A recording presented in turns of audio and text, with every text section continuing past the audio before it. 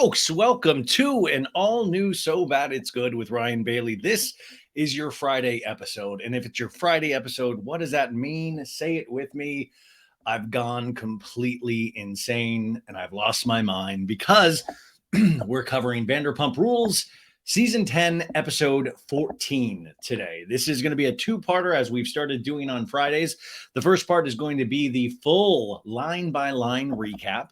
And then the second part is going to be we got a big one today. We got the trailer for the reunion.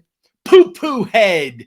Tom Sandoval's a poo poo head. He's a poo poo head.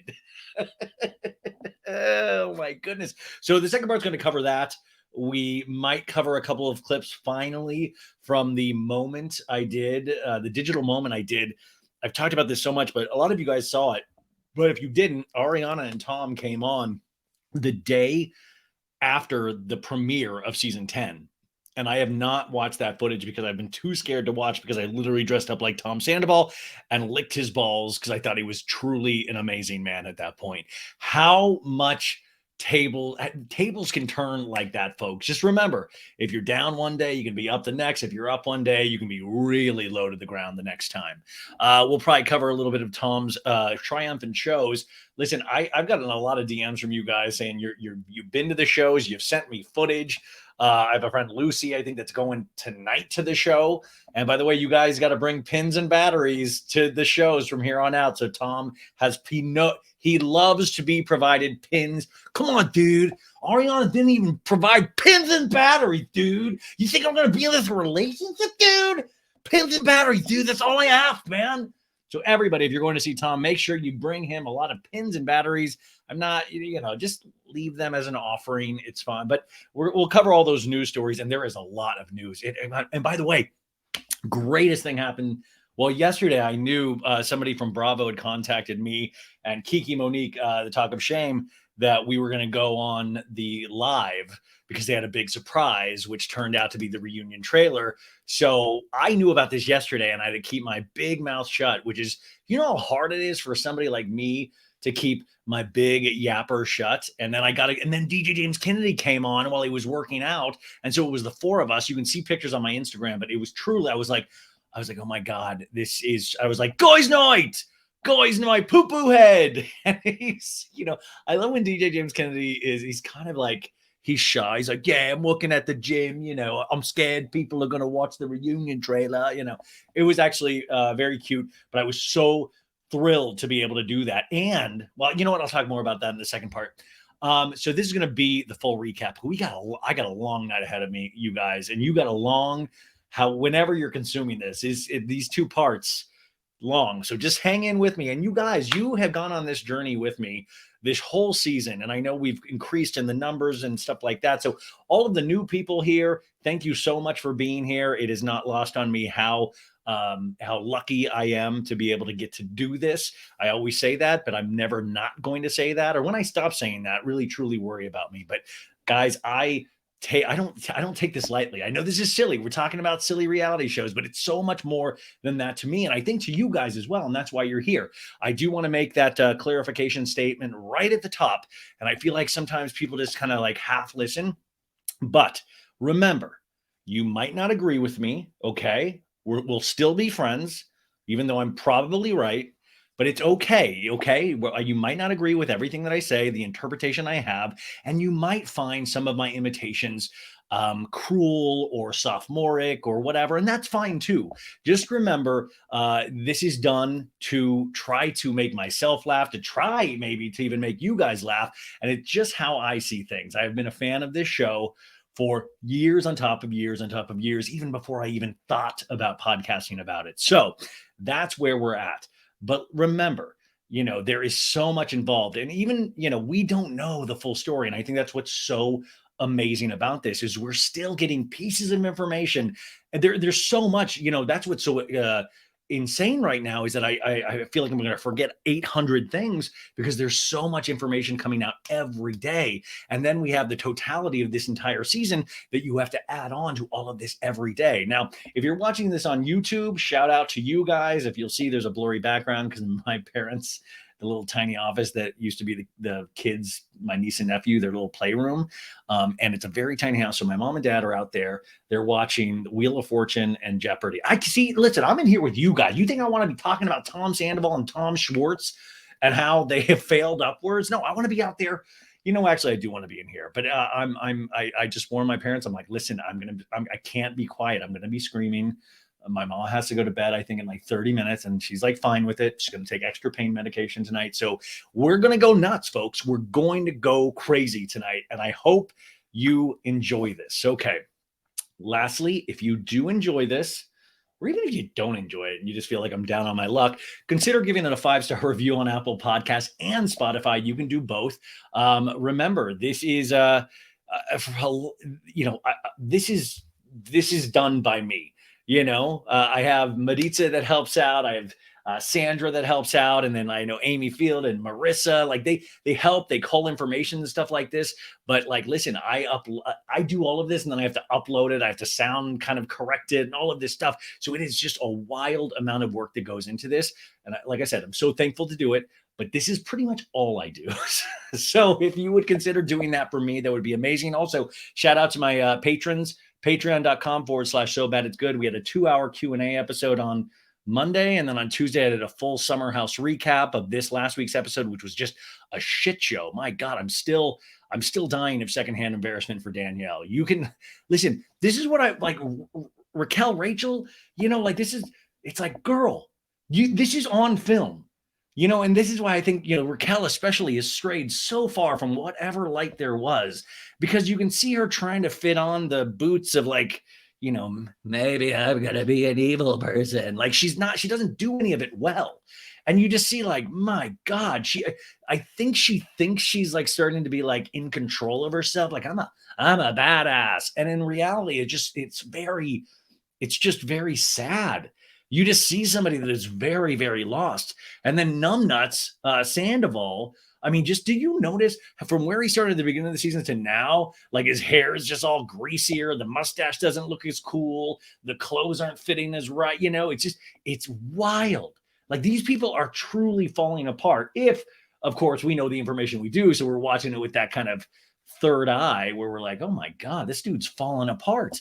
I think, even as you start seeing some of the reunion clips, if you start seeing some of the interviews that's going to come out, Ariana, like I had said on this podcast, will be the special guest on Watch What Happens Live as a solo guest next Wednesday, the series finale.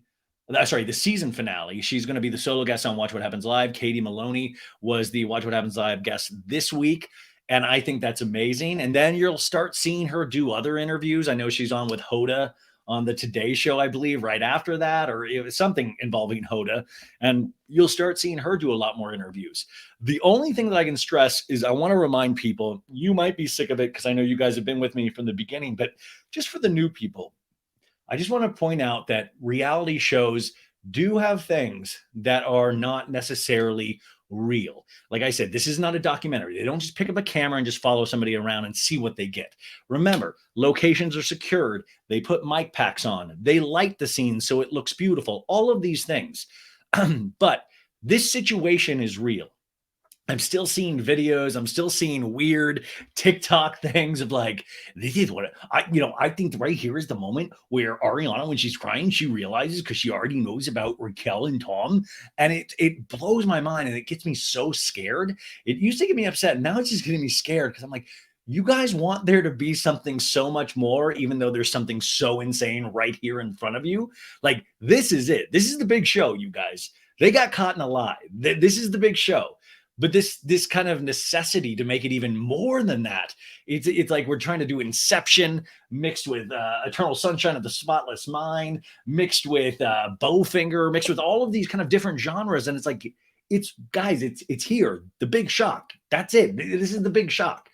We're going to even be more shocked because we're going to see like calendar dates, how Schwartz knew earlier than what he told us originally. These doofuses are still getting caught in lies. And just so you know, if this was like, everybody likes to think this was all fake. So do you think like Schwartz like slipping up with like the dates when he knew, do you think this is part of the fake too? Of like, do you think that's how smart this crew and this production is? By the way, I love the production this season. Amazing.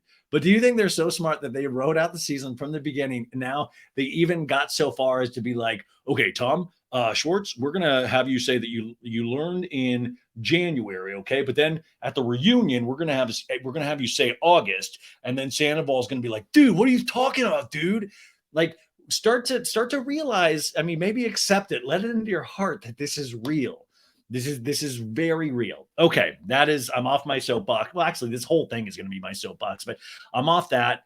Go with me on this. But I would just say, if you really think this is so fake, maybe stop watching it, because I don't watch my reality shows hoping that they're going to be fake. In fact, when I start seeing things that are too fake, I mean, that's what really turns me off of shows of like Selling Sunset, when it's so beyond, it's like so beyond stage, and like they can't even, like, it's so beautiful and so loud and so domineering in all of its like kind of the technical focuses, but it never has good plot. It never has that. And now the show Vanderpump is technically really great on the 10th season, but they got plot all of a sudden. But they got plot on top of plot. As we see in this episode, this would have been the season finale. This episode would have been the season finale. This is what I was told from the beginning, that this was the season finale. Like, I remember talking to certain cast members when they had shot the season finale, which was the Something About Her Into the Sur. And in fact, Ariana was on this podcast in October, right after they had finished filming in September. And this was the end, until it wasn't. And that's the stuff that I hope the reunion talks about, and any further interviews that we have from here on out. Remember, they stopped filming in September. This wasn't discovered until March. So this whole relationship with Tom and Raquel kept getting more intense, more intense, more intense, more intense. Lies kept deepening, and that was all away from cameras. It was all away from cameras. Isn't that wild? And then when it finally broke, cameras were immediately back up. So, and I think I talked about this, but if I didn't, I know there was a thing going around. We'll talk about that in the second episode too, because it was about filming, production filming, and leaving a note on a door saying that they're going to have to be filming more Vanderpump Rules. And people were like, see, this was totally staged. But I do want to point out, hopefully we'll pull that clip in the second one, is that I even asked Tom and Ariana about that when this show premiered in February, about that, because that had been kicking on around Reddit for the last, since the premiere. I'd seen that somebody sent it to me from Reddit, and it didn't really kind of mean anything to me, because a lot of that, I thought in my head, I was like, oh my God, maybe they're immediately starting to film season 11. So I asked Tom and Ariana on the moment, and they pointed out, and, is that no, like usually those are pickup shots and things like that happen. Remember, I think a lot of people pointed out there was a scene with Ariana and Lisa Vanderpump a couple seasons ago where somebody noticed that Ariana's hair was different in that. And that's what will happen with reality shows. If you don't get an entrance or an exit right, if the lighting doesn't match, they're going to go and sometimes try to fix certain mistakes. It won't involve, what I've been told with all reality shows, not just Vanderpump, it won't involve the meat of the scene, but it's going to show so you can have a cohesive story. And sometimes they will need to kind of fudge something or get an entrance or an exit just so it can actually properly talk about what was happening in that episode. So they even talked about it in that moment really briefly. And I was like, oh yeah, like that's easy. But people, once again, it kind of goes towards this thing of like, oh my God, it's totally fake. I knew it. It's totally fake. They had planned this all along. And if you live in Los Angeles, you'll probably, if you have an apartment or a house, they will leave notes like that. Production shoots all over Los Angeles. So I would get notes on my door all the time. I think there was like an episode of Hacks or so they'll always be shooting something, and the location manager will have to leave notes, kind of this professional looking thing on your door saying they're going to be filming on Monday between this time and this time. So it's a very normal occurrence in Los Angeles. I hope we don't make more out of these things than we need to, because it was so exciting, the actual show. So this was going to be the season finale. And it was, like we said, if this hadn't have come out, the season would have been about, I believe in my heart of hearts, it would have been about Katie getting her groove back, the Katie and Schwartz relationship being completely torn apart in a lot of ways. And there would have been, and this is the confusing thing, Raquel would have been a hero in some people's eyes, even though I think even those last couple of episodes, no matter if she was sleeping with Sandoval or not, she's just comes off like an ass. I mean, she was just, it's like I said, trying on that pair of shoes that doesn't end up fitting because you just can't wear it well. And you're trying to she's trying to step into some sort of power instead of actually just being herself, which then it kind of leads me to believe, who the fuck is Rachel Raquel?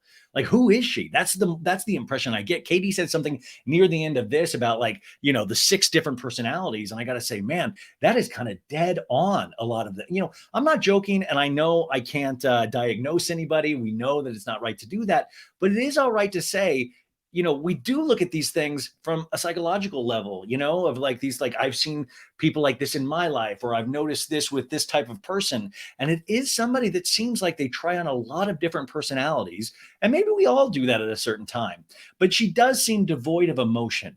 Like, I almost feel like she's told what emotionally to feel. And it's like, I will feel that. And by the way, she's like, I will feel that emotion because somebody told me to. And it's so funny how she stuck up to Katie and Lala, 2 of the people that Sandoval seems like he dislikes the most. In fact, Sandoval has a line in this episode where it's like, dude, it was really nice seeing Katie and Lala the other night. It was crazy that it wasn't nice, Tom. Don't fucking lie. Give me a fucking break. Just stop twirling your mustache, weirdo. It wasn't nice to see Lala and Katie, you fucking politician. Are you kidding me? It was definitely not nice to see. You don't like them. Just fucking flat out admit it. The thing is, when Tom says nice things like that, even though he shouldn't, because he's, always is bitching about them, all it is covering up his deep, dark secret, his dark passenger that he's trying to keep up alive, not just with production, but with the woman that he owns a house and lives with, the love of his life of 10 years, which we get a scene pretty early on where he's like, dude, we gotta be better, dude. Oh my God. Oh, okay. My God. Oh my God. I was so scared during the reunion trailer that Howie Mandel was going to pop up or something, He's like, hey, come on, guys. I do a good podcast. Oh, I'm on Sarah Galley's Andy's Girls. I'm recording that tomorrow. I think that'll be up on Saturday on Sarah's pod. So check that out. And I think Sarah will be coming on mine soon as well. And then I'm on Demois' Do You podcast. That was released today, Thursday. So go check that out. Go say nice things about me to Demois. I had a really fun time. I hope I did good for her. And I hope you guys enjoyed it. But thank you. That's it. Let's get into the goofiness of this all. May 10th, 2023, Vanderpump Rules, Season 10, Episode 14. This episode is entitled, There's Something About Her. You're thinking, okay, restaurant, right? I get it. Katie and Ariana's restaurant. But if we look deeper, if we peel back the layers like a gross onion, could that mean there's something about her, Raquel? Could that mean, yes, there's a restaurant, but what the fuck is going on with Bambi over here? What is the something about her that's going on? I mean, you really could judge it in that way. And that's how I took it. Who knows? But at this point, yeah, I really am. Listen, I think this is all real, but I am looking into this way, way too deep. Okay, this is the description the cable company gives us, the casual viewer. They're flipping through the TV, what should we watch tonight, hon? And they're like, what's this Vanderpumpy Rules? Let's see. Okay, there's something about her. What's the show description? And it says, Ariana and Katie host a preview party for their sandwich shop. James takes an exciting step forward in his career. Tom and Ariana have a serious talk about the state of their relationship. Raquel confronts Katie for rage texting Schwartz. Now, that is all great. When I did read that, though, that Katie confronts, the Raquel confronting Katie about rage texting about Schwartz, I was like, girl, in what world, Raquel, did you think you were strong enough or good enough or on solid footing enough to ever have that conversation? I mean, it's like, where did you think that was even in the wildest of wildest dreams your place? Listen, even when that's why I think there's something truly broken with her, because in what world would you ever do? And especially with Katie's mom, Miss Terry Maloney there, why would you ever fucking who the fuck? Tom Sandoval has gassed you up way too much, girl. He's got to take some of the gas out of that tank because it is redonkulous. By the way, I pray that the cable company by the end starts calling Raquel Rachel in the descriptions. They're like, Raquel in parentheses, who we kidding? Rachel. So that is the description. We start off this episode previously on Vanderpump Rules. It's a collection of scenes that we've seen over the last 13 episodes. And Lisa's like, where are you guys going? And Raquel's like, glamping for my birthday. Glamping, of course, is glamorous camping. We have Brock at Koyama Ranch, which, by the way, not a lot of Brock and Scheana, because Scheana came down with the old vid. And that must have, by the way, I know this is so dark, but is there a part of you that thinks that Scheana must have been very thankful that they added one more episode, that she got a really good scene with Sandoval? Of like, you didn't. You fucked your best friend instead. Because this, she's barely on it because of the vid. And I just know Scheana wouldn't want to go out like that. So I'm sure she hated what happened to her best friend Ariana, but I'm sure she was thrilled that this was not how she went out for the season. We have Brock at the Koyama Ranch where they glamped. He's like, let's go play with some animals. Oh, also, you guys, I don't get to read a lot of my DMs, but when I do, I think it just to catch everybody up. I know that's not Brock's Australian accent. That's a Irish accent, because I'm not good at Australian accents. So Sandoval, they're all glamping. And Sandoval's like, look at this little animal. And Ariana's like, it looks like your balls. And Sandoval's like, stop making fun of me. You never respect me. Raquel, we see the galaxy lights in the tent, and she's crying. She's like, this is everything I could ever want for my birthday. And Ariana's like, we love you, Raquel. And Sandoval's like, love you, Raquel. And he gets up and gives her a big hug. This is one of the darker scenes, right? These scenes where Ariana is looking at it of like, wow, I'm helping a disadvantaged youth right now. No, she's like, I'm helping my friend. I've given her confidence. Look at her. She's so into this moment. And in reality, Sandoval raw dogged her. This is the scary shit I get nervous about, is like these scenes. Do you think it ever got to a place? I mean, I think they did this at Raquel's wedding where they're like, let's go fuck in the bathroom and Ariana's here. Like, did they ever it seemed like they got some kind of weird thrill out of this secret. And it just disturbs me to think about all the stuff that we didn't see because they were, hiding and everything. Schwartz and Raquel seems like they get a big kick out of both knowing the secret. And that's why I think they're laughing like two giggle Gerties, like, towards the end of this in the Sur alleyway around the propane tanks. Like, part of it, there's like this said thing where they're both laughing and Katie's like, what the fuck is wrong with you guys? And it's that. I think they both know. It's like, dude, like, I was never going to hook up with Raquel. Like, literally, she's fucking Schwartz. She's fucking Sandoval. Like, they both know it. And they're both laughing at each other. And I know that's what they're laughing about. Then we cut to the scene from Beach Day in Hermosa a couple episodes ago. And James like, next week, I play Imagine Festival opening for Cascade at the pool party. And Schwartz is like, that's a big deal. Bigger than Rachella. I just, I do this every week. I want to just throw off my official Rachella bracelet that Tom Sandoval gave me. James throws his beer in Schwartz's face. Go ahead, make another fucking joke, you fat fuck. And Schwartz like, I didn't mean, come on. And then we have a quick scene of Allie, James's girlfriend, going, come on. And James like, I didn't mean to embarrass you, Ali. And Allie's like, you embarrass yourself. And then we have a scene of Lala to Lisa, Kristina, and Katie at dinner. And Lala's like, the day that Ariana's grandmother dies, Tom Sandoval came to that barbecue that I was at. Ariana was calling him furious. He was like, okay, I'll come home right now. And he didn't leave for another 2 hours, yo. And he was with Raquel all day long. And little Lala's like, fuck yeah. And then Ariana at Kristina Kelly's heartstring event from last week's episode at Tom Tom, Ariana to Sandoval goes, you realize you put me in a position with this that people will think that I'm a fucking idiot in regards to the barbecue because Lala confronted all of these lies.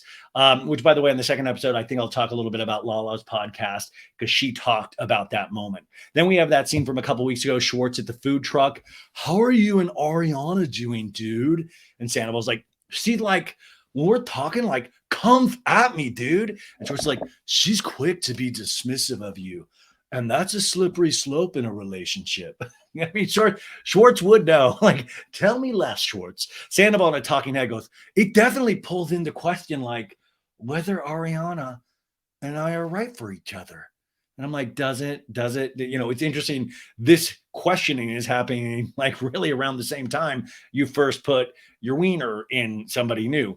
Sandoval says, I not only love Ariana, but I work on our love, Schwartz. That fucking stupid dumpling latte. I make her dumpling lattes, dude. Do I ever get a dumpling latte?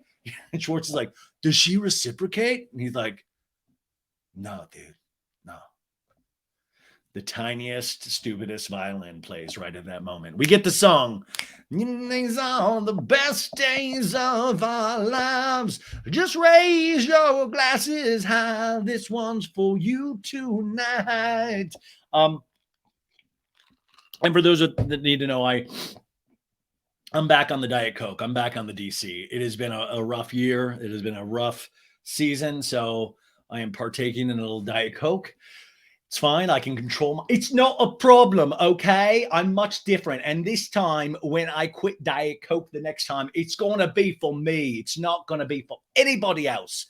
The music starts, not the theme music, but the music for the show. And it sounds really weirdly like Michelle Branch. It's like, gotta give it all I got, that's in me. All things aren't always what they seem. I know that I could fight. It's in me. It usually they start off with like kind of a hip hop kind of a thing, like girl boss. That's what we are. Girl boss. That's what we are. We open a sandwich shop, Greek feta, and we serve booze. We ain't like Schwartz and Sandy's because we will make the moolah and open on time. Schwartz and Sandoval worried about if the couch is fine. Sandoval worried about that mustache. Schwartz worried if he can get some ass. We breeze over to Villa Rosa where we see Hanky and Panky, Lisa's white swans. Now remember, they recently had a miniature horse death in their family. We see Ken. He's over at the pony corral petting Diamond, and he goes, did you know about Tom Sandoval at the... I would love if each time Ken pops up in random scenes for the rest of the season. He's like, did you know Raquel stayed over at Tom Sandoval's in the jacuzzi? Don't even sound like him anymore. Ken's over at he's petting the tiny horse Diamond. And he's like, I'm sure you know you have a friend coming. I can tell you now. And there's the little white pony Diamond. Lisa's handling a brand new miniature horse, Velvet. I mean, this is when it gets into Michael Jackson territory when we're now like just, specifically going for miniature horses. It's like the Bubbles, the chimp kind of a thing. Velvet is brown, and Lisa's like, good girl, Diamond. I know this is not Rosé, but it's a friend.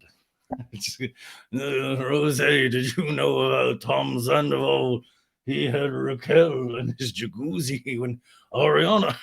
We dash across the town. We're at the new location for Something About Her, right between Sir and Pump. Pump will be closing on July 5th. We talked about that last week. And we're in Something About Her with Katie and Ariana. And it is funny. Do you get this kind of, with Katie and Ariana scenes in their shop, it's like, yeah, these two girls seem like they kind of know what they're doing.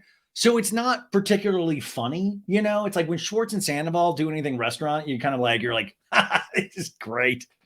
They can't even zip up their zippers. They're doing that. Like, there's like this kind of, even the Greg, the people that works with them, they're like, you guys don't know shit, But when they do their scenes, I'm like, yeah, it's probably going to be a good sandwich shop. It'll probably make money quicker than, Schwartz and Sandy's. Katie's like, I love it here. And Ariana's like, I know. And Katie goes, I think when people come, like, we should have the table in the middle. And Ariana's like, yeah, just to like encourage people to actually walk in. And then whenever Penny needs, like in the kitchen and stuff, and Katie's like, we'll need to clean up this kitchen. And Ariana goes, well, yeah. And the music keeps playing. Gotta give it all I got, that's in me. And then we pop over to Scheana and Brock's place in lovely Marina Del Rey. And Brock's like, you're going to play in there if you want summer. You're going to play. Because I think Brock's always like putting together children equipment, like baby, like not baby. What do you call it? What do you fucking call it? The kids toys. What do you call the jungle? Like every time Brock, I feel like I've seen Brock put like 8 play sets together throughout the course of these seasons. Anyways, he's like they're building her another thing. And, Brock's like, yeah, play in the sunbuck summer. And Scheana's like, will you pull the umbrella in so it's more shaded? And he goes, it's completely shaded, my love. She's the best. I love when people say my love in regards to like, no, you're wrong. It's completely shaded. My very much love, like my sweet babe. They both, Scheana and Brock, are very in love with their daughter. And Brock's like, you give her a place to run and she's fine. And we give a quick look at Summer. She's just, she is hecka cute. We're back at something about her. And Katie's like, welcome. And we have Penny, the chef consultant. She enters and she's like, I'm sorry, I came in. I was like immediately looking. I love the height. It's got good energy. This space. And Ariana's like, yeah, it feels nice in here. And then we have like a little patio. It's like so charming. Ariana's like, yeah, I love these little guest stars that they're like excited to be on a TV show. But I want to see a guest star that's like completely nervous to be there. Like if Penny was like, let's look at the kitchen. I would just be profusely sweating and just staring directly at the camera. Like, let's look at the kitchen. Oh my God, it's going to be on TV, isn't it?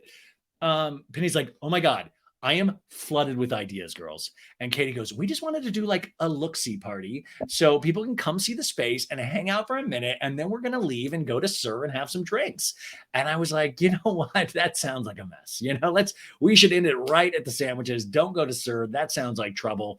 Which by the way, me and Kiki Monique, she was really wanting to have a watch party for the season finale next week. And we've come up snake eyes, but I will say there was a moment where we had inquired about doing it at Something About Her.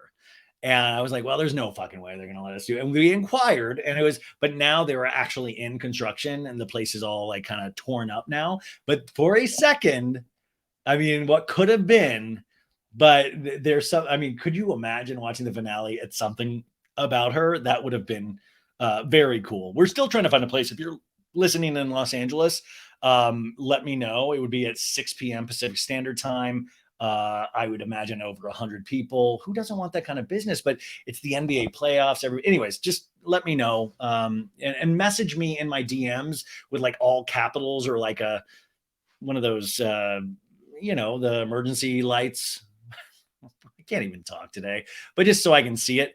So Katie and I talking, and goes, we have a lot of work to do to turn our vision into a reality. And Penny goes, okay, so we're going to do the Greek sandwich. We're going to do a spicy turkey. We're going to do the sopressata, I knew how to say it earlier, but I'm not saying it right. The sopressata, and then the green sandwich. The sopressata, Juliana Carosa, by the way, who took these notes, as she takes them every week and kills it. She writes these little helpful notes in there. She lets me know that it is an Italian dry salami, which is great to know because at that point I was like, that's got to be a wet salami. Turns out it's dry. Katie continues in a talking head, but just like the movies have trailers before the movie comes out, we want to get the buzz out there, letting people see the shop and taste the sandwiches. And we have a trailer of, wouldn't you, the trailers for the season finale are like, doom, doom, doom. What are lies? What are true? It's like the most intense trailer music ever. And now I do kind of want to see Something About Her intense trailer of like, you said you were hungry. Well, let's fucking eat. Something About Her. We've got green sandwiches. We've got spicy turkey. We've got Italian dry salami called sopressata coming this fall. Something About Her. Check, please. I want to see a really intense Penny goes, I want to have my team in here at 5 so we can prepare each one at a time. I want you to kind of introduce it. Like, this is our Greek goddess, which I love, by the way, ladies. That's delicious. Katie, in a talking head, goes, even though opening a restaurant is difficult, Ariana and I have one advantage that the Toms don't. And I was like, working brains, right? Yeah, you're not sticking your dick into everything and you can focus on business because you don't have that thing between your legs that gives you the poison in your mind that makes you do stupid things. But it turns out their advantage is that they seek professionals for help, which I was like, okay, I was way off, but that's pretty exciting too. Katie goes, did everything go okay with Lala, Ariana? Because I mean, I couldn't hear what y'all were saying. That was the last episode. By the way, I love this scene where they're like doing busy work and they're cleaning counters with what looks like Windex. They're just doing some busy work. We get a flashback of last week's episode where Lala's like, so I was at the barbecue, yo. Tom comes up to me and said, Ariana's really mad at me right now. And Ariana's like, because he couldn't get a ride. And Lala goes, home to you? And Ariana's like, yeah.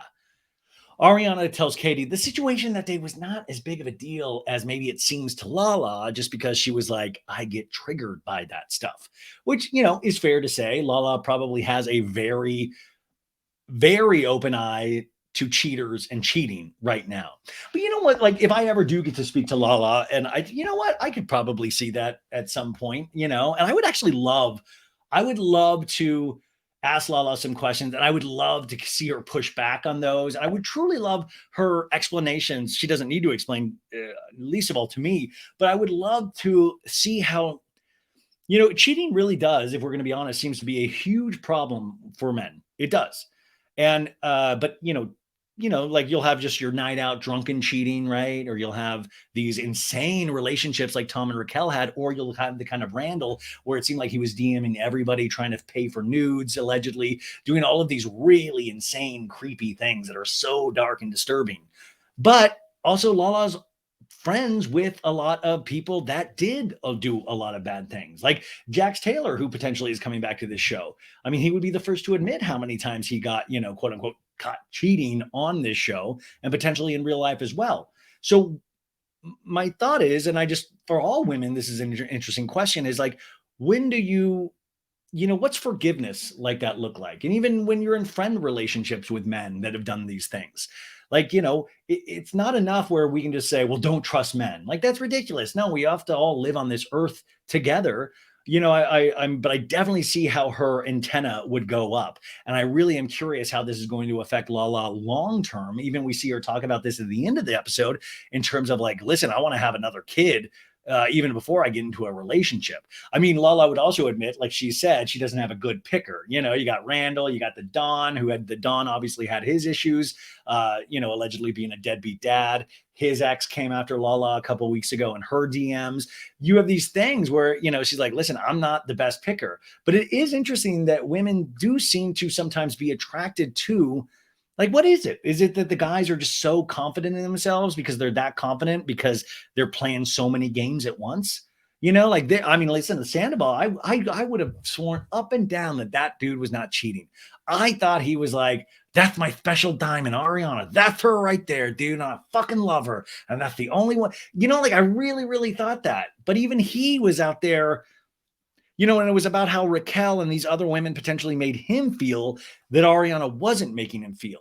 And I always find that weird, this power differential, this thing of what women owe men in relationships. And I guess, it goes both ways as well. But like Tom was like, she's not giving me exactly what I need. I don't know. It's kind of fucked me up. I've thought a lot about this. And even since my own marriage fell apart, I've thought a lot about this, about what that means. And I always am curious. I would love to do a podcast someday that is just about love, that just interviews couples in relationships. At the beginning, when Harry met Sally, when it has the talking heads with all the older couples talking about how they met and how they fell in love. And that's a thing of like, even people that stay together for a long time doesn't necessarily mean they're in love anymore. It's like, what are good examples of people that are in love past that 10-year mark that are kind of still giddy to be with each other? I'm trying to think celebrity wise. And I keep thinking about like Kurt Russell and Goldie Hawn, which is wild, but I kind of think about that.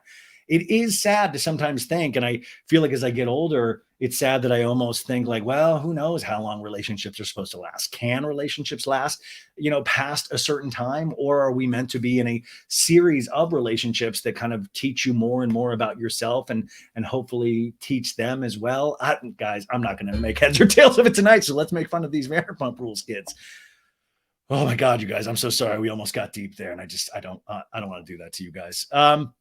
So she's talking about this Lala thing, and Katie's like, well, when Lala told me that, I was like, oh God, because I had flashbacks to like me wanting Tom to show up more for me in ways that I need him being emotionally supportive, and him just being like, oh, I'm just going to go do what I want to do. And I'm like, no. And Ariana goes, And I totally understand that. And I'm not going to be someone who is mad at Lala or anybody else for like asking questions or being like concerned in that moment. This is the other thing too. And Lala had said this, I think last season or sometime in between seasons about Tom and Ariana, that they don't share their real stuff, you know, and I've thought about that a lot. But also in this, like Ariana doesn't seem to be reactionary. She's even saying, listen, I'm not going to be mad at Lala for saying that because I understand where she's coming from. But it is interesting that each one of these ladies now have this very interesting story about the men in their life, right? Like it's easy to point to like Tequila Katie. She got drunk and she rage texted and she's like comes off not as charming as Tom. That's like such an easy thing to throw out. But look at this. You got Randall with Lala. You got Tom, you know, getting so drunk that he would cheat multiple times that we know of, that we, you know, was admitted on the show. And now you have Tom Sandoval with Ariana. Each one of these, I mean, listen, by default, it almost makes Peter like the good guy of the show. And he barely is just in there to like give a shot and like to go cheers, you know, at the end of every reunion. Ariana in a talking head says, whatever Tom did or who he did, no, sorry, that's my note. Like, whatever Tom did, and I go, or who he did, at the end of the day, at the barbecue, it's not what's important to me right now. I'm annoyed though, because it puts me in a position to where now people are going to like totally undermine our relationship. Like, pss, pss, pss, pss, pss. And that bothers me because think about it. Now, this is the reality behind the reality. Like you're on a reality show that, you know, and I've had conversations in the past with Ariana about that, of just like how annoying that must be. Say this is a real relationship. When the cameras go off, you still live with this person. You still, you know, I remember making that joke on that Sandoval interview that I did, you know, a year and a half ago or whatever. I said, when Ariana was there, I was like, in the background, you can hear me go, oh yes, Ariana, she plays your girlfriend on the show. Oh, wow. I can't believe she actually does live here. And I was openly joking about that, but they did have that very real relationship. And listen, you know, I've had a lot of people tell me stories in regards to Summer House of people not jumping on board certain boyfriends or thinking people were rushing things, and the opinions of friends when it comes to relationship. And that already can be really annoying. But then think about a show like Vanderpump Rules that literally tries to put your relationship in a cage match. They're like, we're going to beat the fuck out of this relationship and see if you can withstand it. So not only do they get the show kind of coming at you, and she already knows, even though she loves Tom, she knows that Tom's not great with his words. He cracks under pressure. And on top of that, you have all of us little nervous Nellies running around saying blah, blah, blah, blah, blah, blah. So yeah, it really sucks. And Lala, I think, would agree with this as well, because I said I'm so stuffed up out here. Sorry, it's allergies, but said that Randall, I said in a tweet that Randall got off so easy this season.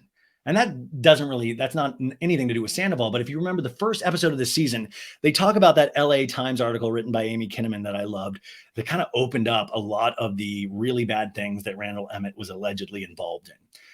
And we had already known of this, some of this, and we learned a lot more. And I really thought that Vanderpump Rules was going to shine even more of a light on that. Now, something must have happened throughout the season where those storylines got shut down, and Lala kind of refers to something later on of like, listen, I don't want to ever be in a place where I could lose my kid again, because the legal system really for you know, it's so weird for these women that actually have the babies.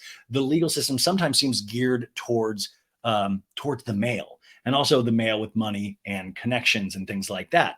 And I totally understand that, but I was just thinking that we would get a little more heat on Randall, because that shit needs to be brought out more into the light. Like, it doesn't have to end with Harvey Weinstein. Like, there's still bad people out there that can be brought into the light. In fact, I was thinking about a scene that we never got to see this season, and I was like, oh my God, did I dream? Did I have like a stress dream and dream this? But do you remember when Lala and 50 Cent were together and they were taking pictures and stuff like that? You know, Money by Monday, Randall. You know, I'm sorry, Fofty, my heart is bad. I thought that 50 Fofty, I thought he shot with a scene with Lala, because remember she took pictures with him. I was really thinking that scene was going to be in this season, and we just never got it.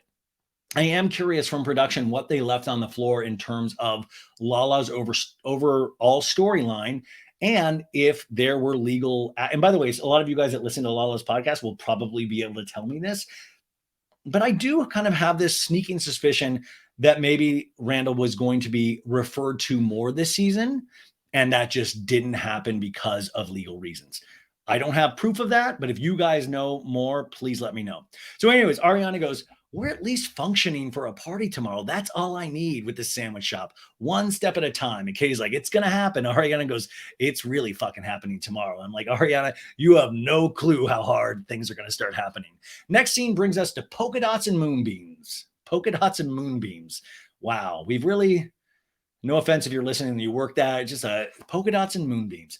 A little feather dust, where Charlie, Burnett, and Raquel are out shopping. And Charlie's like, ooh, I like that white dress, girl. And Raquel's like, they have the cutest clothes.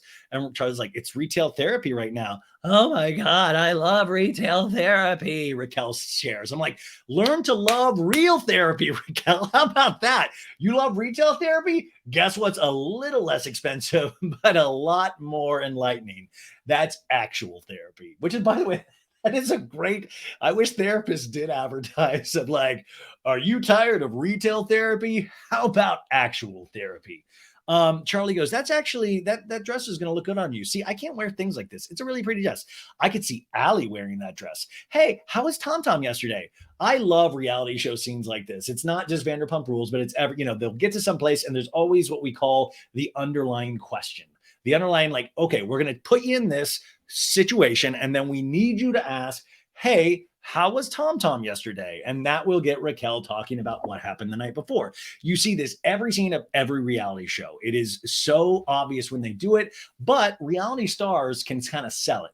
You'll see, Raquel still can't sell things for shit, but even Charlie's already better at this than she is. Raquel goes, it was fun. And Charlie goes, who was all there? And Raquel goes, actually, it wasn't fun. That was a lie. And I'm like, wow, more lies, Raquel, more lies. And Charlie laughs and goes, that was an immediate response that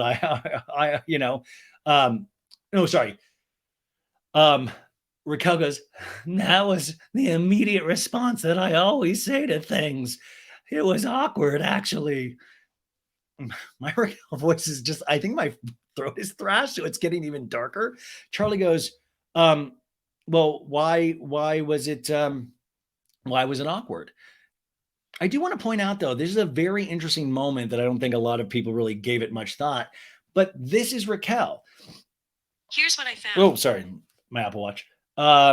Raquel will kind of just lie to your face with the smile on your face because that's, it's like this weird fucking robot pageant training that she has. So Raquel will be like, everything's great. When she's like, wait a sec. Actually, when I think about it, everything's not great. It was awkward. Raquel goes, just because when I said hi to Katie and her mom, they were like, hi.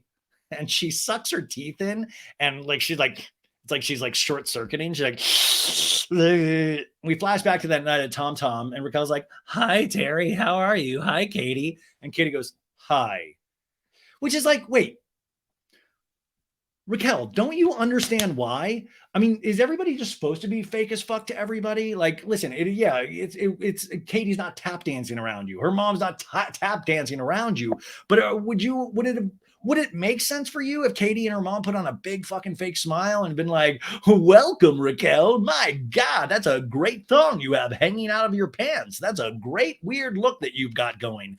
It's like, what is that? Like a Virgin Madonna circa 1984 mixed with mental hysteria. It's beautiful. Like, what do they want? What does Raquel expect out of that? Raquel, laughing at Charlie, goes, I can see where Katie gets it from. And Charlie goes, so we're all going to sit on opposite sides and just hang out? And Raquel's like, uh-huh. And Charlie's like, that's weird. And Raquel goes, and then I had the conversation with James. I don't appreciate how he was saying that he regrets Rachella. Can we fucking stop saying Rachella? Regrets your engagement. That's how, that's like, it's so stunted. It's so arrested development. It's like, you're so stunted. You're acting like a 12-year-old. It's, you guys, when you're talking about this, you're talking about your failed engagement. You're not talking about Rachella. Let's just say your engagement. Let's put our big girl panties on and just call it your engagement. And Charlie goes, and what did he say? How did he respond? Well, he said, I never really loved you, but did I really mean it? And I said, but you obviously love Hallie, right? And he's like, it's a different situation. I can never even ask for a love like this and all this stuff. And I'm like, she scrunches her face and clicks her tongue. I really do feel like there's a weird short-circuiting thing happening or something. She's like, I'm pretty sure your girlfriend doesn't feel the same way about you, James. I feel that like James is into Allie way more than she's into him. And Charlie's like, oh, 100%. Who knows if that's the case? I've said this. Allie is really the newcomer of the season that killed it. What she did this season was a very tough job, and everybody was geared, to potentially not like her, and she just did great. And especially to tame. I don't want to say she tamed her, but to ride the bucking bronco of DJ James Kennedy, and actually kind of tell him things of like, yeah, you're embarrassing yourself. Like Raquel could have never. You know what I mean? Like, and Allie seems, from what we see, seems so strong and grounded in herself that it's one of those things where I think DJ James Kennedy is like, oh, she must really know her stuff. She's not freaking out like Raquel or Doute. It's one of those things. Like if she tells DJ James Kennedy that he's acting a fool, then he must really be acting a fool because she's saying it, both feet on the ground, solid voice, not quit, James, you've got to stop or I'm out. Like Allie seems like she knows. There's a lot we don't know about Allie, and I'm not going to listen, everything could change next season. I just think that Allie possesses a quality that James potentially has never seen before, and that's why he is listening. It seems like he is listening to her more than he usually does. Now, he's still acting like a fucking idiot all the time around her. He's like, oh, my ex, Raquel, I'm not upset, but I'm going to throw a drink on that fat fuck Schwartz and that big belly Peter. He did all of this right directly in front of Allie, and she has stayed there, and it seems like how many chances would you give him?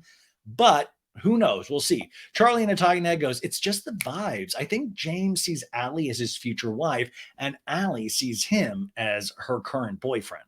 And Charlie goes, I think he definitely knows he fucked this up, with her.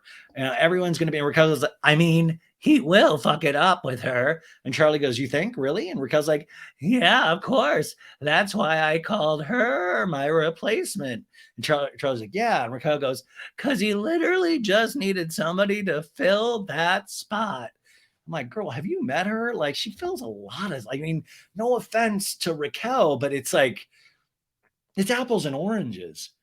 Like that's why I think there's a huge disconnect and this kind of distorted reality field that Raquel and potentially Tom Sandoval seems to be living in, that it's very different. They're very, very different. A replacement is one thing, but I don't want to say upgrade. They're just very, very different people. Raquel and Todd, well, you know what? I will say upgrade because it doesn't seem like Allie's like a complete fucking sociopath to the people that are close to her in her life. Yet, give her time. Raquel and Todd goes, I feel like I turn a new leaf in overcoming my relationship with James. I've needed to see him for who he is and see Allie, or the position that I was in, to really comprehend it. And she smiles like she's proud of herself for using the word comprehend. Sandoval's like, dude, say it with me, dude. Comprehend. What's comprehend, Raquel? Okay, well, in class the other day, you told me comprehend was when you take a piece of information and you look at it from all angles, and then you don't believe in yourself, Raquel. You can do it. You're doing so good. Oh, I love you. Okay, comprehend. Take all the information, and then it helps you understand it.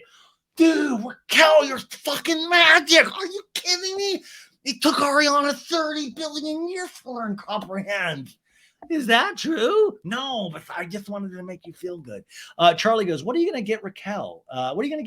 Anything or nothing? And Raquel's like, just this slip dress and maybe some jewelry. Raquel continues in a talking head. I decided to choose myself over my relationship and stop compromising in ways that was taking away from who I am as a person. I love Raquel. I choose myself. Now, all of you OGs, Beverly Hills 90210, the original 90210. Do you remember that Jenny Garth season when Brandon and Dylan were both fighting for the love of Kelly Taylor? And, Brandon was on rollerblades, like, who are you going to pick? And Luke's like, Dylan's like, who are you going to pick? And she's like, I choose me. And Raquel is doing a Kelly Taylor here, just really, really bad. Charlie goes, wait, did you get an invite tomorrow to that sandwich shop? And Raquel was like, no, I'm actually okay with it after how the vibe was last night at Tom Tom. Guys, we're using vibe way too much. And when I say we, I mean Raquel. She is using bomb ass, that she's using bomb a lot. Like, I had a bomb ass camping trip, and she's using vibe like she just met Kanye 5 years ago. You know, remember the Kardashians first learned the word vibe when they started hanging out with Kanye, and now they co-opted it completely. I want to retire the word vibe. You know, like just like it's you. Raquel uses vibe so much that I'm starting to almost think she might not know what it means. It's just way too much. Charlie goes, well, I'm sure you don't want to be in a 2x4 building with Terry and Katie and Lala. Now, I love Charlie Burnett, and it's not her fault, but you will never speak ill of Terry Maloney.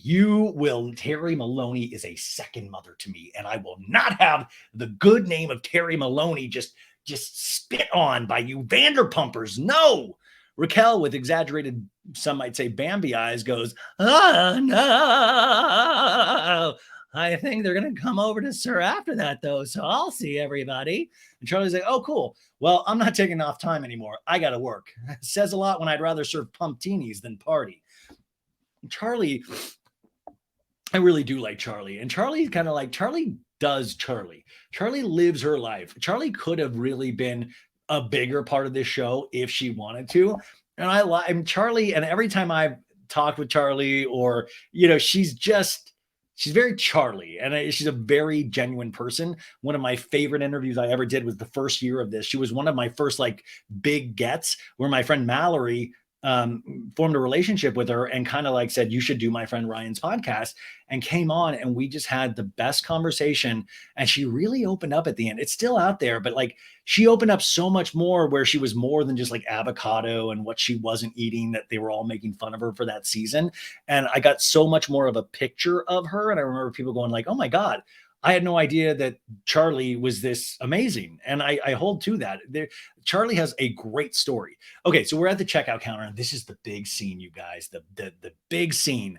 And they're checking out, and it's like a little jewelry section. And Raquel goes, oh, can I see that little lightning bolt? And Charlie goes, well, this is a dangerous section. And Raquel goes, this is $780? And Charlie goes, yeah, it's gold. It's got diamonds. Raquel's like, like, you know, acts like she's passing out and waves her hand to fan her face to cool down the circuits that are just malfunctioning. And Charlie's like, it's your birthday, girl. Don't you have birthday money? And Raquel's like, no. She's extra throaty on that line. And Charlie goes, just do it. You're never going to regret buying good jewelry. That's just so not true. You're never going to regret buying those type of things. And I was like, you know what? She actually is. That she is going to really regret that lightning bolt necklace. Well, listen, Raquel, I'll say this right now. I'll give you $300 for it for my reality show museum. We don't have to talk. You're going to have somebody else mail it to me. I'll Venmo it to you immediately. That is $300 American, right? That's a really damn good offer for that lightning bolt necklace. I swear to God. I'll take good care of it. I'll put it in a shadow box, and I'll have a priest pray over it. It's going to be great. Also, it's so weird that like she's dropping 780 here. I am so curious about Raquel Rachel's financial situation. We hear that her parents are well off. We do know she lives in a studio, but a nice studio in North Hollywood. She was legitimately working at Sir, and she was getting brand deals. So I'm always curious of what the money situation, how is this all pan out? And also, when she was with DJ James Kennedy, he was paying for everything. One thing about DJ James Kennedy is sometimes like he was like, I don't want to look inside it all, so I will pay for everybody around me because I don't want to do any heavy lifting with my past trauma. He even says it in a scene later with Allie in terms of therapy, but he took care of Raquel in terms of finances as well as his family. So this little lightning bolt necklace, this was the big thing that everybody said, oh my God, she's wearing a similar, like Tom had the big one because he's a man. He's like, look how big, dude. You know what they say about a guy with a big lightning bolt necklace? Huge dong, dude. Yeah, that's right. So there's a lot of different ways you can think about this. Somebody, I read a comment, somebody said, I bet Tom had her go in there and gave her money to get that in the scene. But I don't think that. I think she might have known about the necklace, but I think that was a signal to Tom of like, look, I care about your dreams. I believe in you, Tom. Because Tom, I think, has this weird emotional symbolism to a lightning bolt.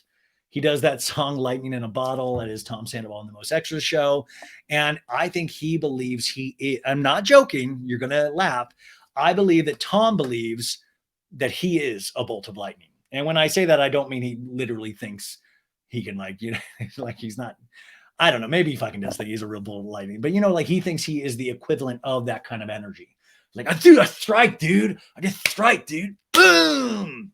And I think in those kind of conversations that you have with somebody new, where she's like, I think you are a bolt of lightning. You know what's so special about a bolt of lightning, Raquel? It's just, you never know when it's going to hit, dude. And you know, a bolt of lightning, it's very rare that it'll strike the same location twice. It's just like me, dude. I'm always out there, dude. I'm always doing like mushrooms in a forest, or I'm skinny dipping. I'm skinny dipping in Ibiza, or, you know, like I'll wake up and I'll be at like an international house of pancakes without any of my pants. You know, I just do crazy stuff like lightning, dude. So I believe this was potentially a symbol, like in their kind of weird little cat and mouse game with themselves, where I think there was this thing, and I'll go into this a little bit more of a theory I have. But I think this was a symbol. Like, it was so on the nose though, but I think she was kind of at times almost wanting to be caught or daring Tom to push harder. You know, I had gotten a piece of information that I've said many times from a very good source. And it said at one point in October after filming that Raquel had said, like, if this is how it's going to be, you might as well stay with Ariana. So I think there was what I perceive, and we'll probably find out more, is that there was a time where Raquel didn't feel like she was getting as much from Tom as she wanted. So she would actually do things to kind of been like, hey, you better show up, you better get off the pot, like, I'm not going to be here forever. There's other guys that want me. When I don't think she really thought about that's why I think she's like devoid of emotion, or she doesn't feel the way that some of us feel, where really a correct right and wrong. She was able to seemingly divorce herself from those and still be fully around Ariana, fully around these kind of situations, even in group situations. And that, I think, kind of even like really fucked up Tom even more. And that's why I thought he was even so much hyper, in those scenes. And you could say, oh, he's on Adderall, he's on this. I don't fucking know. What I do know is that I see a guy that is like barely hanging on, and he's overdoing everything. He's like, oh, he's really just, it's that caricature of Tom, but on top of it, there's this Tom that's not wanting to be caught. And you can kind of like subtly see that in these scenes. But I think this was kind of a symbol. So she gets this necklace, but also $780. Like, dude, doesn't Shine have jewelry? So I bet dollars to donuts I can get you a $40 lightning bolt necklace like that. Wait, Maritza, if you're listening, should we start selling lightning bolt necklaces? Like some kind of so bad it's good lightning bolt necklace? Anyways, they buy this necklace. And Juliana Carosa, who takes these notes, she wrote a note to me going, this scene felt forced. Charlie didn't even ask why a lightning bolt. Or, other reasons that it might be important to Raquel to spend that much. I will say though, with that, who knows, she might have, and it might have gotten cut out. But I know what you're saying, but also I think there is this kind of tendency with, but there's a type too that people sometimes just buy things to buy things. And I feel like sometimes with this group, there isn't a lot of questioning when there should be, until it's way too late. Like, these people are so used to insanity that they just kind of let things happen, and they don't even see it now because they're so numb to insane things, that I feel like these big questions like, wow, why are you going to spend $780 on a lightning necklace that you just saw? Like, it's an obvious question, right? To any of us. But on a show like Vanderpump Rules, I feel like they just don't ask these questions. And then it comes back of like, oh my God, I was there that day you bought it. Now, what the hell? I thought it was ugly as hell. We hop on over to the Schwartz and Sandy's. And Schwartz and Sandy's, just to remind you, it's a restaurant that will never open. I mean, it's actually open now. But also, I do want to point out, Schwartz is off filming in Australia. His like Life on Mars, that Fox reality show. So he's over there. I'm going to read a line from Des Moines, the second part. Tom is on his tour, and he said he was stepping away. But isn't it so fucking weird that it's like, it's not a fake restaurant. It's very real. But for having said that, for this being their dream, for this being their pride and joy, they put so much work. They put over $1 million allegedly into this facility. And yeah, you got to make your money, you got to make your nut, but like none of you guys are there. I'm imagining Brett, the GM, is there. I'm imagining Greg is there, but you guys aren't. And to me, that is wild. And I know that they will be there once season 11 starts filming because that'll be, but it's like, it's got to be more than just a location for filming. Like, come on, you guys. It really is shocking to remind myself again and again, all of these times that they complained about not opening, yet they were going glamping, Scheana's wedding. Tom was having a full blown fucking midlife crisis, trying to keep 2 relationships going. And his business was like completely taking a hit from all sides. And he had all of those things going on except for this restaurant. And Schwartz, it's just wild to see. And maybe that is the editing of the show, but it really it feels so weird.